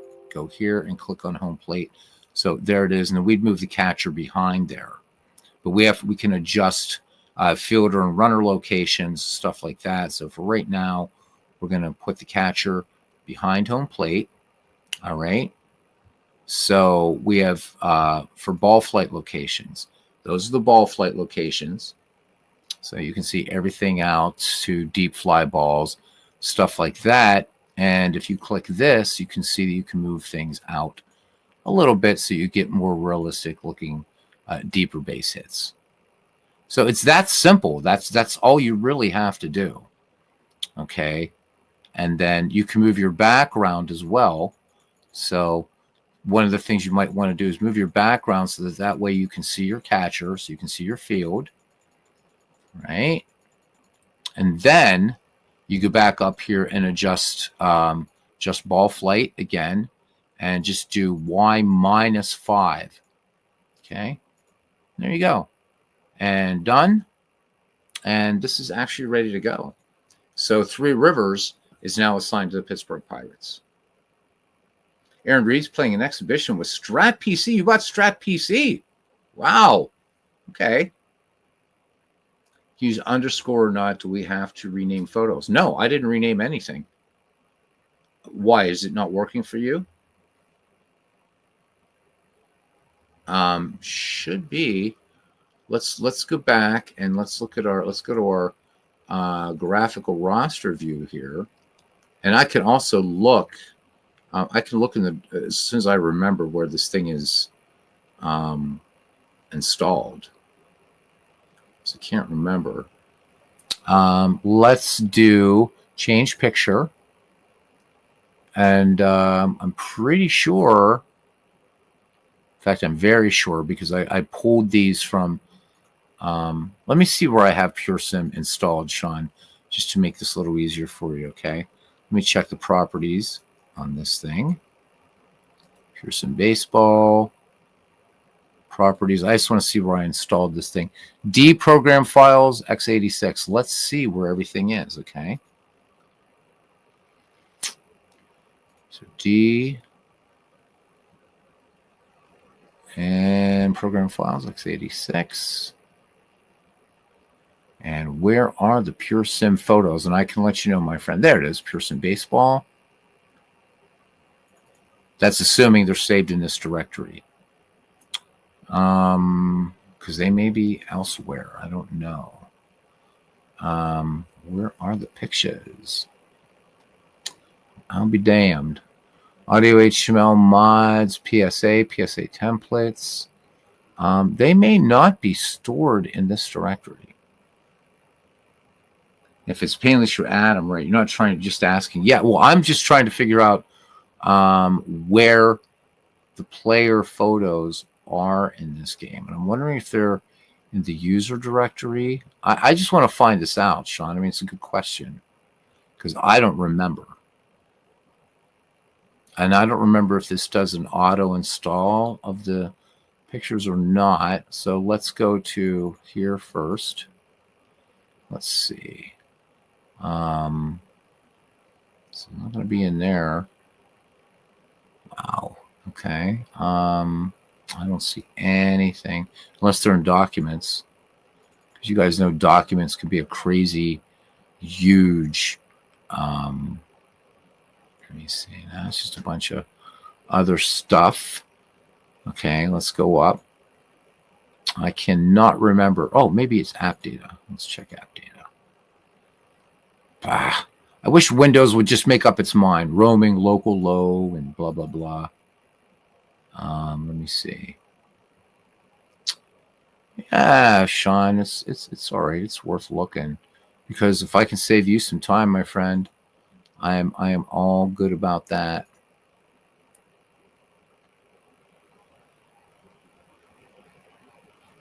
Usually, maybe it's local.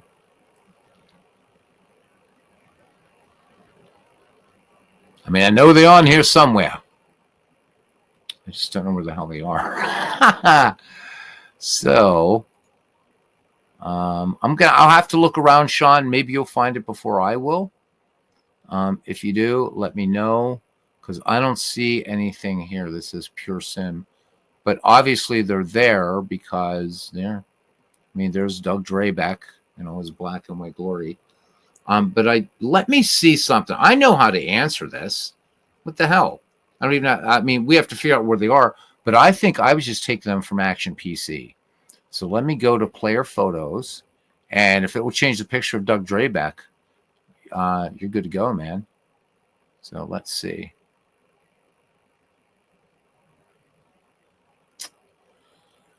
Oy vey. I don't know if Chris is teaching right now, so I'm not going to do any colorful language now that Chris is in here. Chris, school teacher. All right, come on, Mr. Drabeck. Where are you? I got to move down to there we go. We're down to the Dougs. Doug Flynn. Yeah, there's Drabeck. All right, we're going to have to, there we go. Put a good color picture. Open. Yep, same format. So no, it's okay. No, so I just figured it out for you, Sean. Just use you can just, again, I'm not sure exactly. I think I just have it pulling from changing pictures, but I will definitely look and see where they are. There might be some sort of thing on here that shows. It's been a while since I've had to do this. So if you click next and next, you can go through your entire rosters and stuff like that. Good stuff. Good stuff. No milestones, because that's for it's for tracking. I'll find it. I think this is serviceable here as well. There he is, still making money from the Mets. You can look at there's all kinds of stuff. Let you guys do. I'm trying to get you guys to download these two games. Now, in contrast, strategy baseball, you don't have to work with ballparks or anything, but I do want to show you something else about this that's super flippin' cool, baby. All right. The manager AI tendencies. So there you go.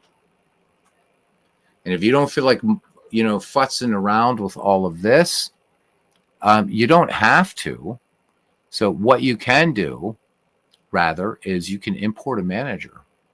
So, if I decided I don't want Jim, and look at this long list of managers here. So if I decided instead of Jimmy Leyland managing, maybe I want Bobby Lowe to manage, which would be really weird. Or let's say Frank Lucchese.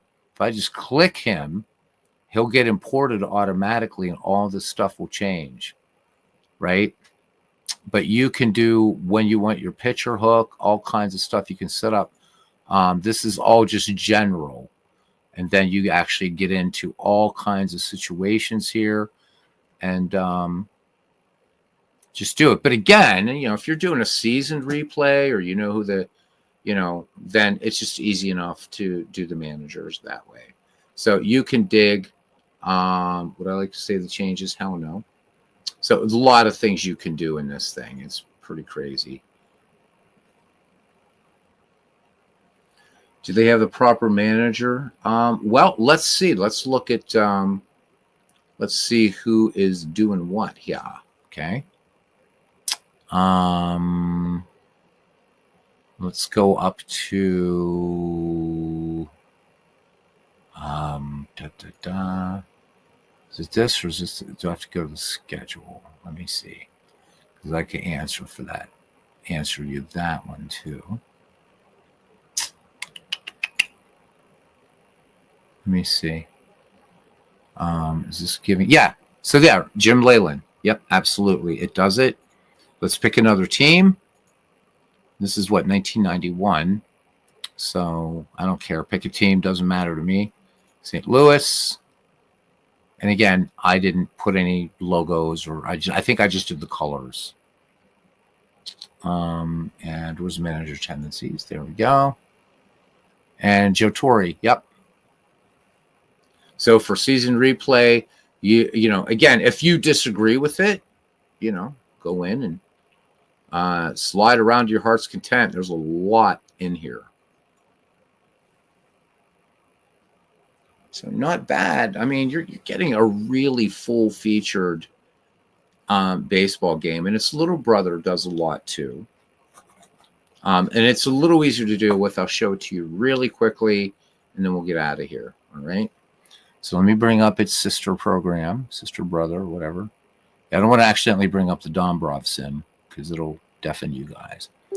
Strategy Baseball, you're going to see you definitely can tell it's a homebrew project, but it's pretty cool. So load association. Yes, I like baseball. So all these that say exhibition, these are just two teams you can pick and play each other in a one-off or series or whatever.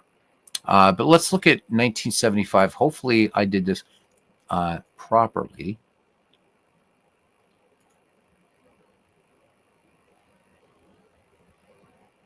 And we'll give it a minute here.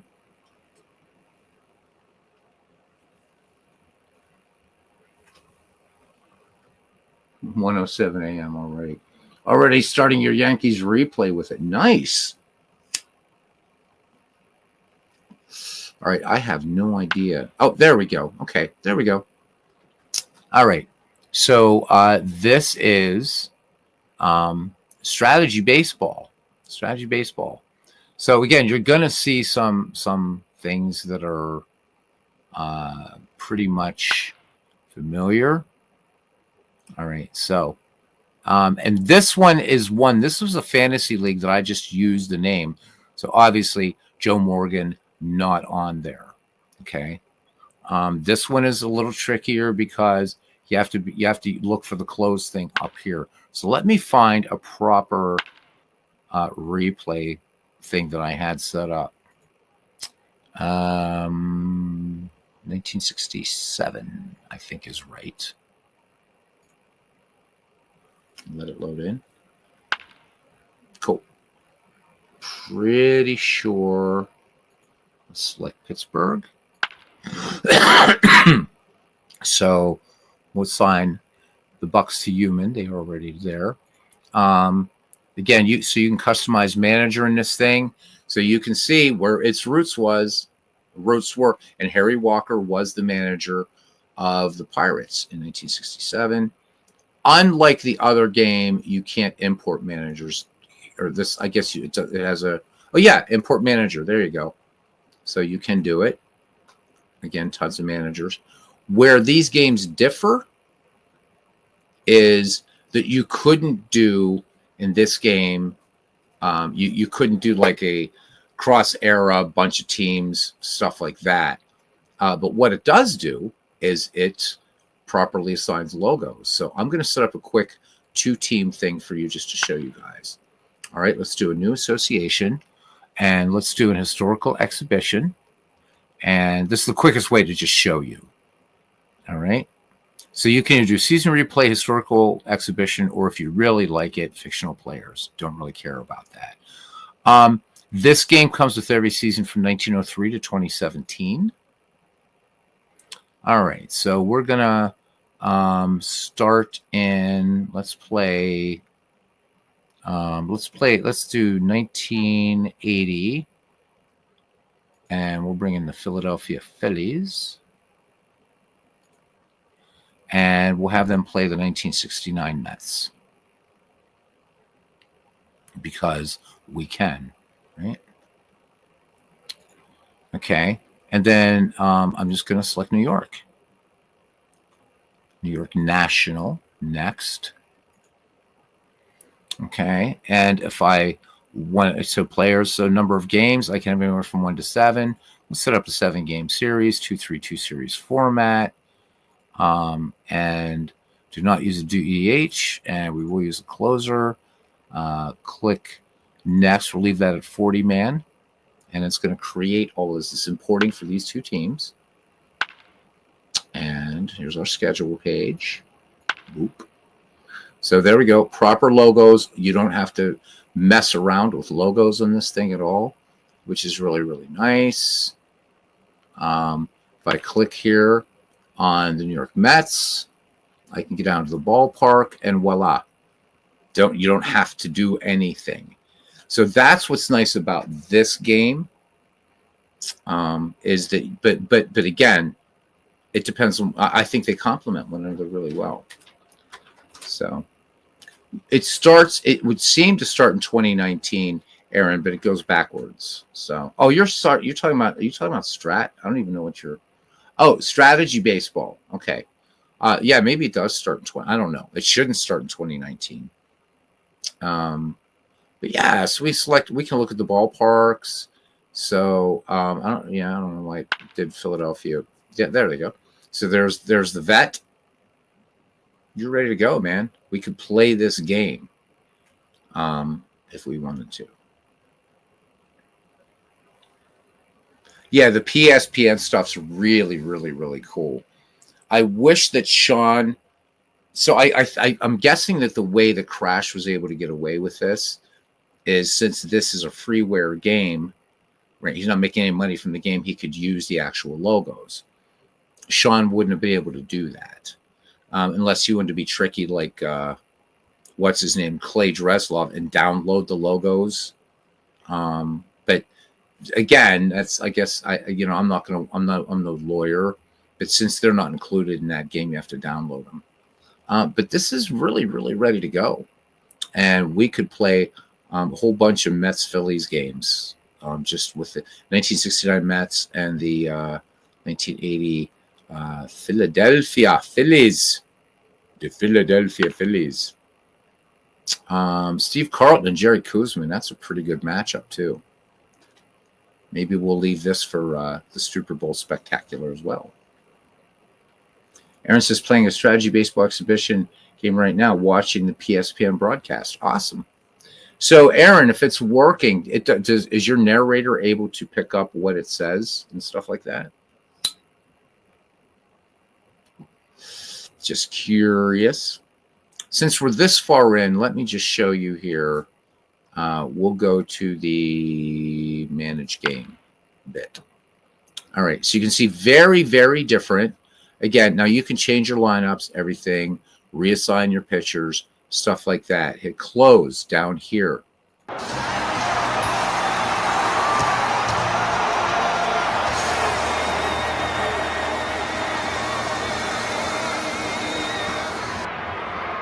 Okay, a word to the wise. Don't autoplay games. If you're going to play a game, don't try to quick play. Both of these games tend to be crashy.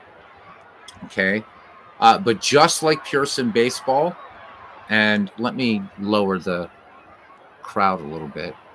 In fact, let's go to play options, and let me see if I can adjust that down. So you can set up here your play-by-play speed. You can have it show balls and strikes if you want to.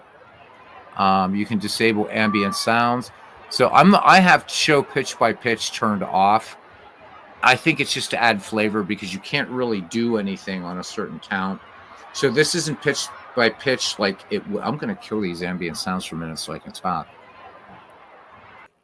So that play by play in there, or pitch by pitch, it's not going to be like you would see in Out of the Park Baseball or Action PC and you were managing, where you could do things. I think it's more just for flavor.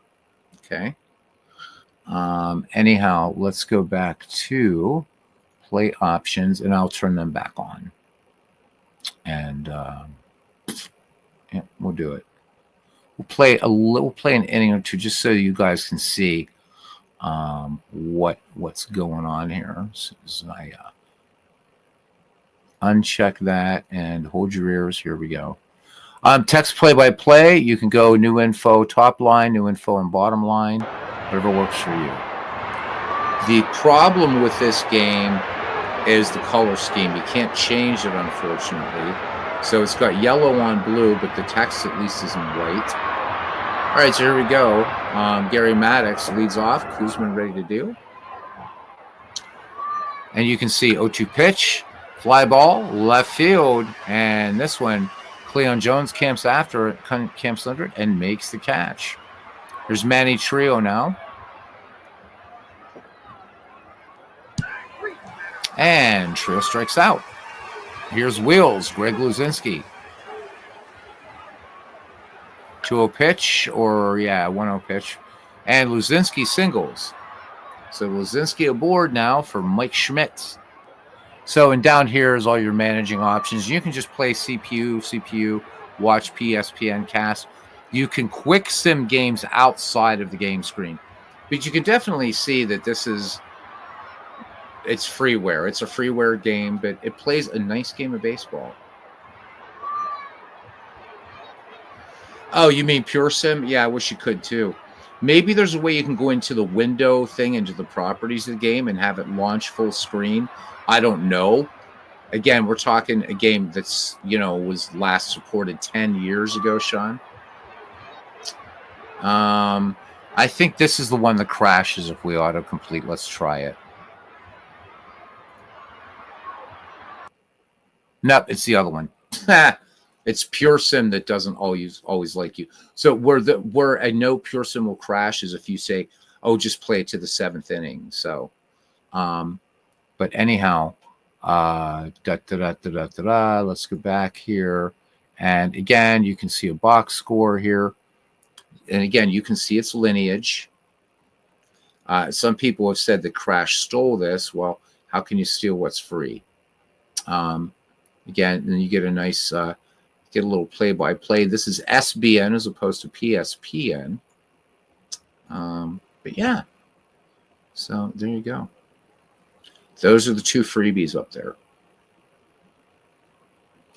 And no questions. And I think we're going to sign off, because it's 119 or something. Is that 119? Better be 1, not 319.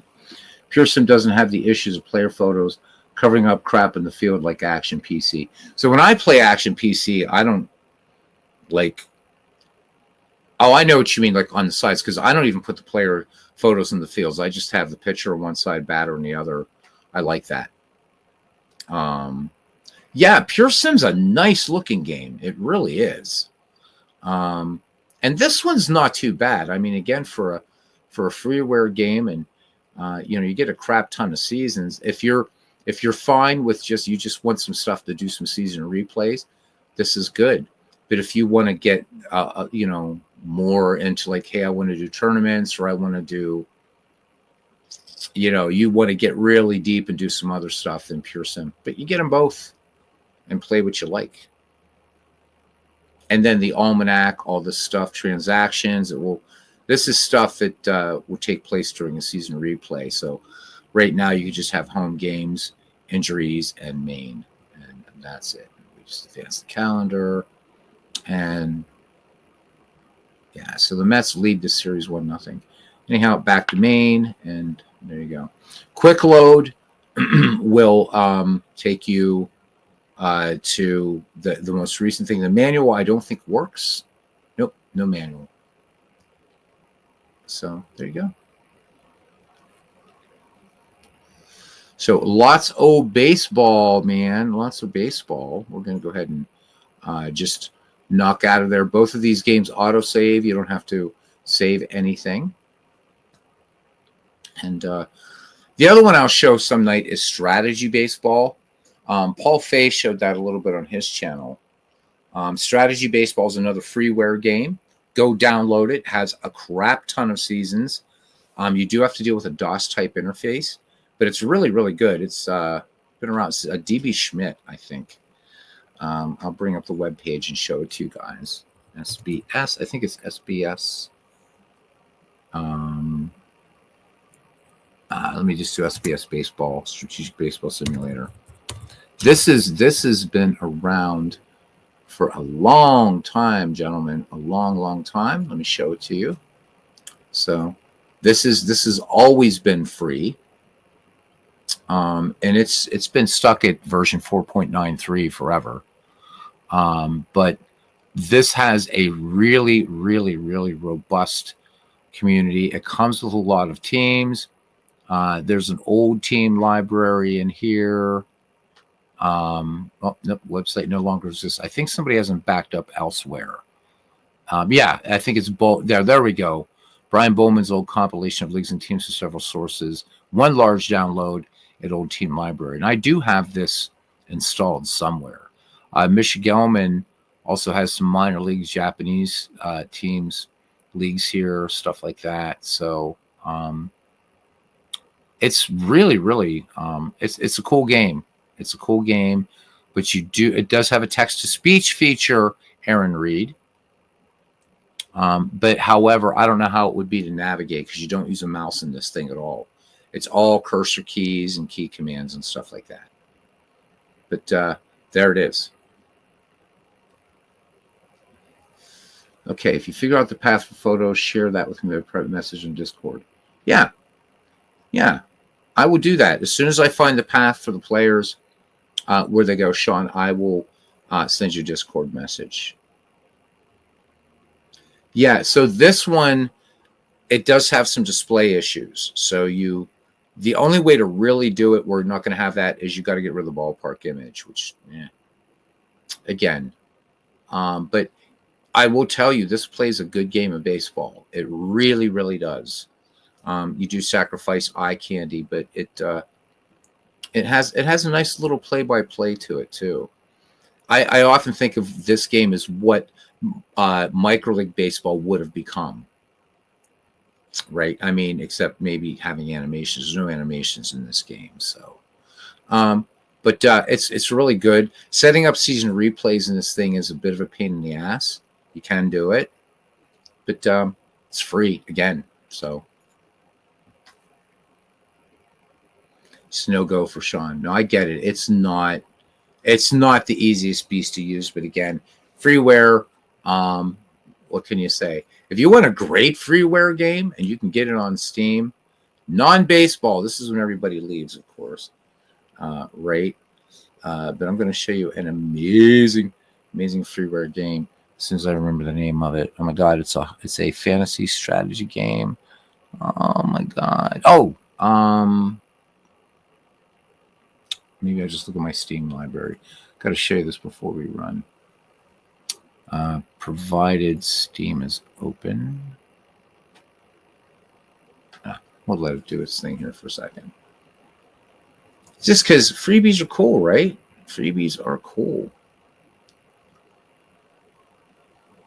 And I can't remember the name of this game right now. Let me see somewhere. Freeware, because then I'll find the game and show it to you. Freeware. Fantasy turn-based games, because I am not going to remember.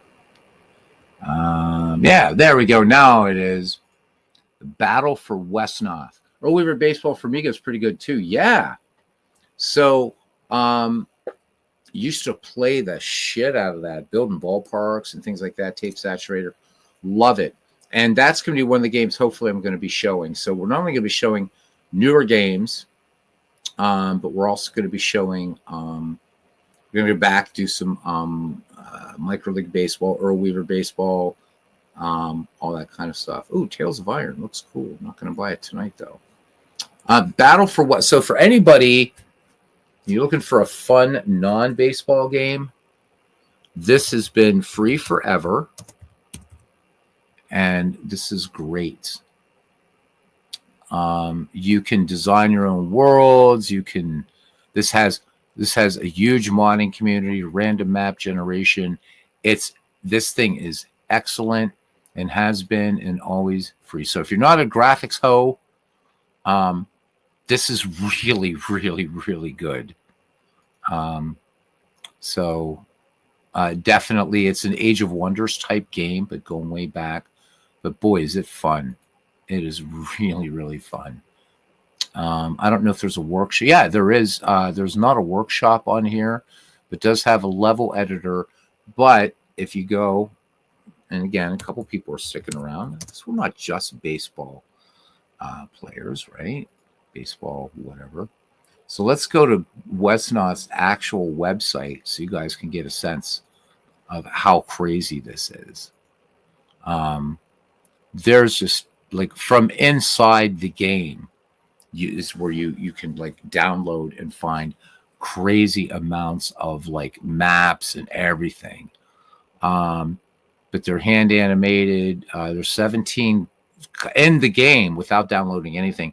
There's 17 single player campaigns, 55 multiplayer maps to choose from, 200 unit types with 7 major factions. You can play this online against people in real time. Again, super moddable. And there's so many. It's incredible what people have done with this. And it's free, guys. Let's play the trailer. Hopefully it's not too loud.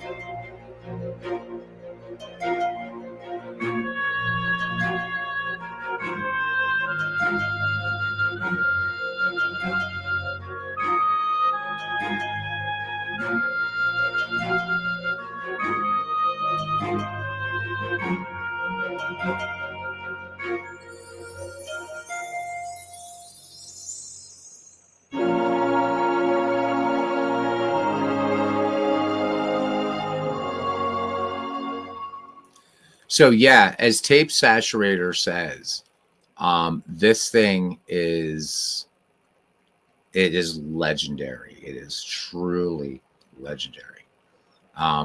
The amount of content is mind-boggling. There are total conversions, in this game, so you're not just stuck with what's in there. I mean, there's like more modern stuff, or whatever.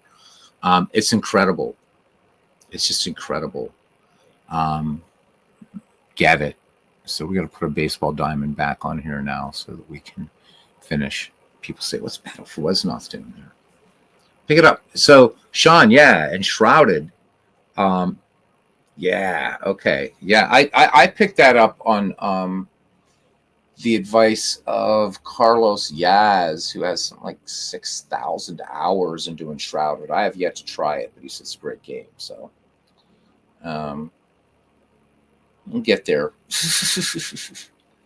Anyhow, guys, I hope you enjoyed the baseball game tonight, allowing me to do some PureSim Baseball so I can get used to it again. because I do want to play it on Super Bowl Sunday. So let Tape Saturator know, in case he doesn't, while he's still here. So every year on this channel, I am not a sports fan. I'm a baseball fan.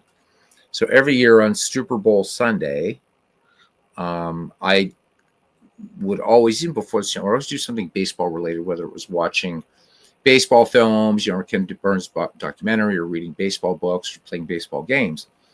So in 2019, after I got to America, I thought, well, why not? There's a couple people out there that really don't like football or don't care. So I'm going to do something baseball related. And we've been doing it ever since. And each year, the streaming has gotten longer and longer. So this year is going to be the longest yet. We're going to be doing everything, hopefully from Micro League Baseball all the way through to MLB The Show, and a lot of points in between. So you'll see old-time baseball, the Tony La Russa series. We're probably not going to do Twitch games, so you're probably not going to see Hardball or Super Mega Baseball, but a lot of baseball sims. Radio baseball, hopefully I'll get that running properly. Earl Weaver 2.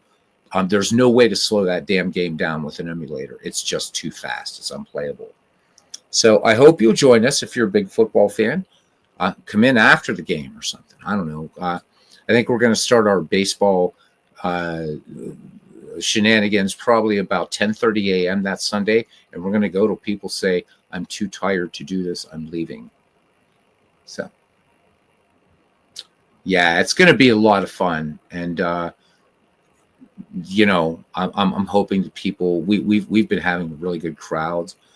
I'm thinking of writing to Richard Dombrov just to say, Richard, could you please fix the baseball reference import issue? But I haven't heard from him in months. So that might be one game we're not gonna do, because it's just getting too weird. Yep. So that's it. Tape Saturator, you come in 2 more times, you get a blue wrench. It's my way to say thank you. And hopefully you do enjoy the content on this channel, especially if you're a baseball fan. Yes, it sounds good. Jump in if you have time. 8:30 a.m. right now where you live. Okay, well, 8:30 a.m. Wow. So you are a long way away, man. All right. So yeah, some time difference. Okay. So you mainly follow just baseball. You'll be at home here then. So you're in Finland. It's on my bucket list. So definitely, you know what? You guys, what a great country. Here we are, in America. You guys are doing it. You guys are doing upright, and you got some great music coming out of your country too, man. You guys, best education system in the world. I have an advanced degree in education. So much I admire about Finland. I got to visit someday. And Tolkien based Elvish on Finnish. It's basics. So good stuff. But I'm sure you know that. So met a lot of people from Finland when I lived both in Northern Ireland and in Holland, especially in Holland. And just great people, man. Finnish are great people. Love them. Love them, love them, love them, love them. Linguists cannot figure out why Finnish, though, is not an Indo-European language.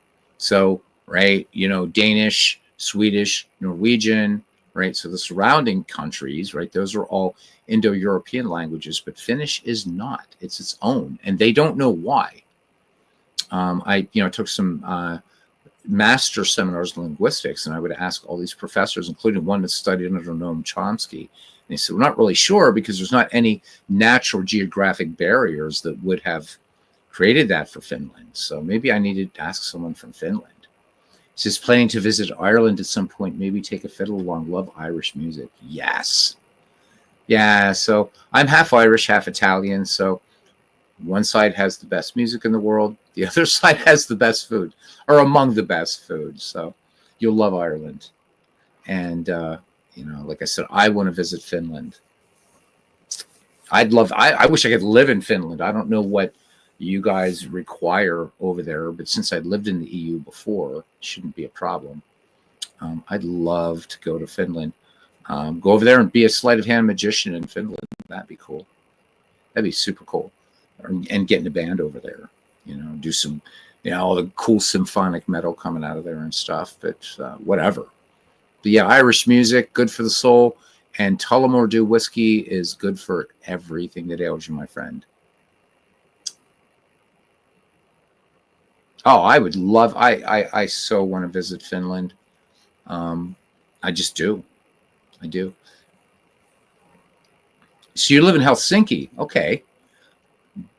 That would be brilliant. I don't want to do the touristy things though, man. I just want to I want to go to Helsinki. I just want to go around the city and just experience it, man. Because when people go to Ireland, right? You go to Dublin, you kiss the Blarney Stone. Throughout Ireland, the Giant's Causeway and stuff like that. I tell people, nah, you know what? Go to the Aran Islands, rent a bike, whatever, and just get out into Ireland. Super friendly country. And I've heard the same thing about Finland. Super cool people, man. Thriving art scene, culturally amazing. Again, teachers are held in high esteem in Finland, and among the best performing students in the world, Finland.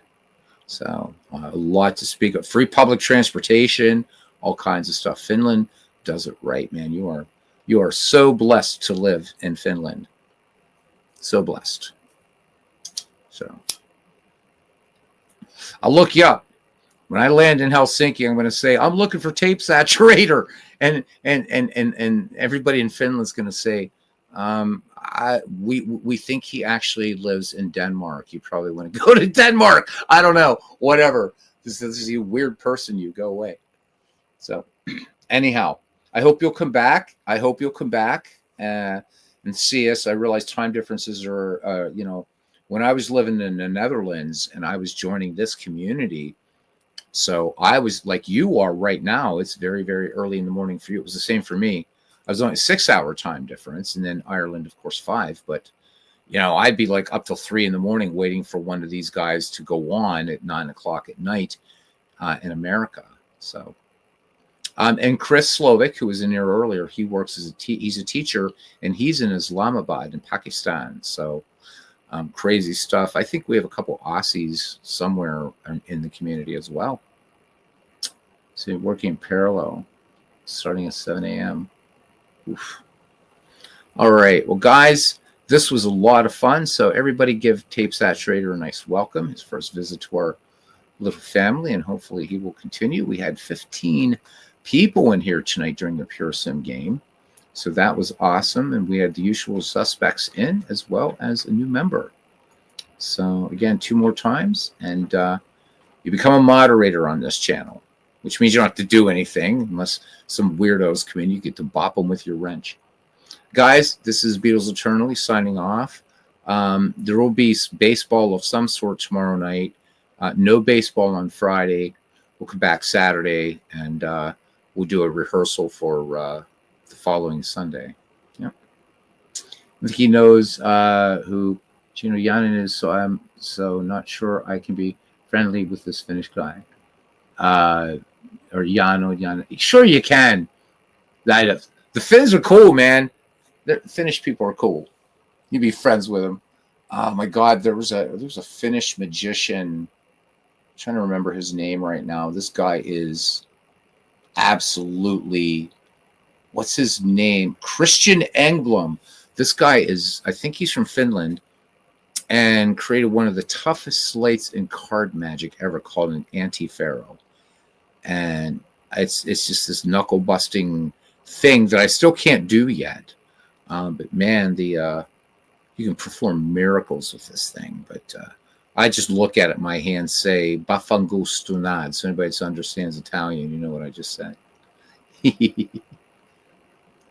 So he says he actually doesn't know much about hockey. He says probably because he sucks at skating. Nice. Everybody has to do it at school. Nice. Yeah, and so there you go. So you guys already, Sean and Tape Saturator, you guys got something already in common, right? You both live in northern countries, and you both suck at skating, and you're both baseball fans. Doesn't get any better than that. Epic fail, says Sean. One more thing I'm going to do for you, Tape Saturator, before you run. I know it's, yeah. I'm going to give you an invitation to the Ned McGreevy Discord. There's another Discord that's going on, but the Ned McGreevy Discord is the one I want to invite you to. And hey, I have something waiting for me in my gift inventory. Oh, is it Kate Beckinsale? Anyhow, let's get you invited. Blink and blink. And if you look at other baseball games, you will find PureSim and all that. And just join. It's a good baseball community. Guys, I'm going to cut it off here. We've been on for 2 hours and 10 minutes. So till next time, see you around the batting cage. Good night, gents.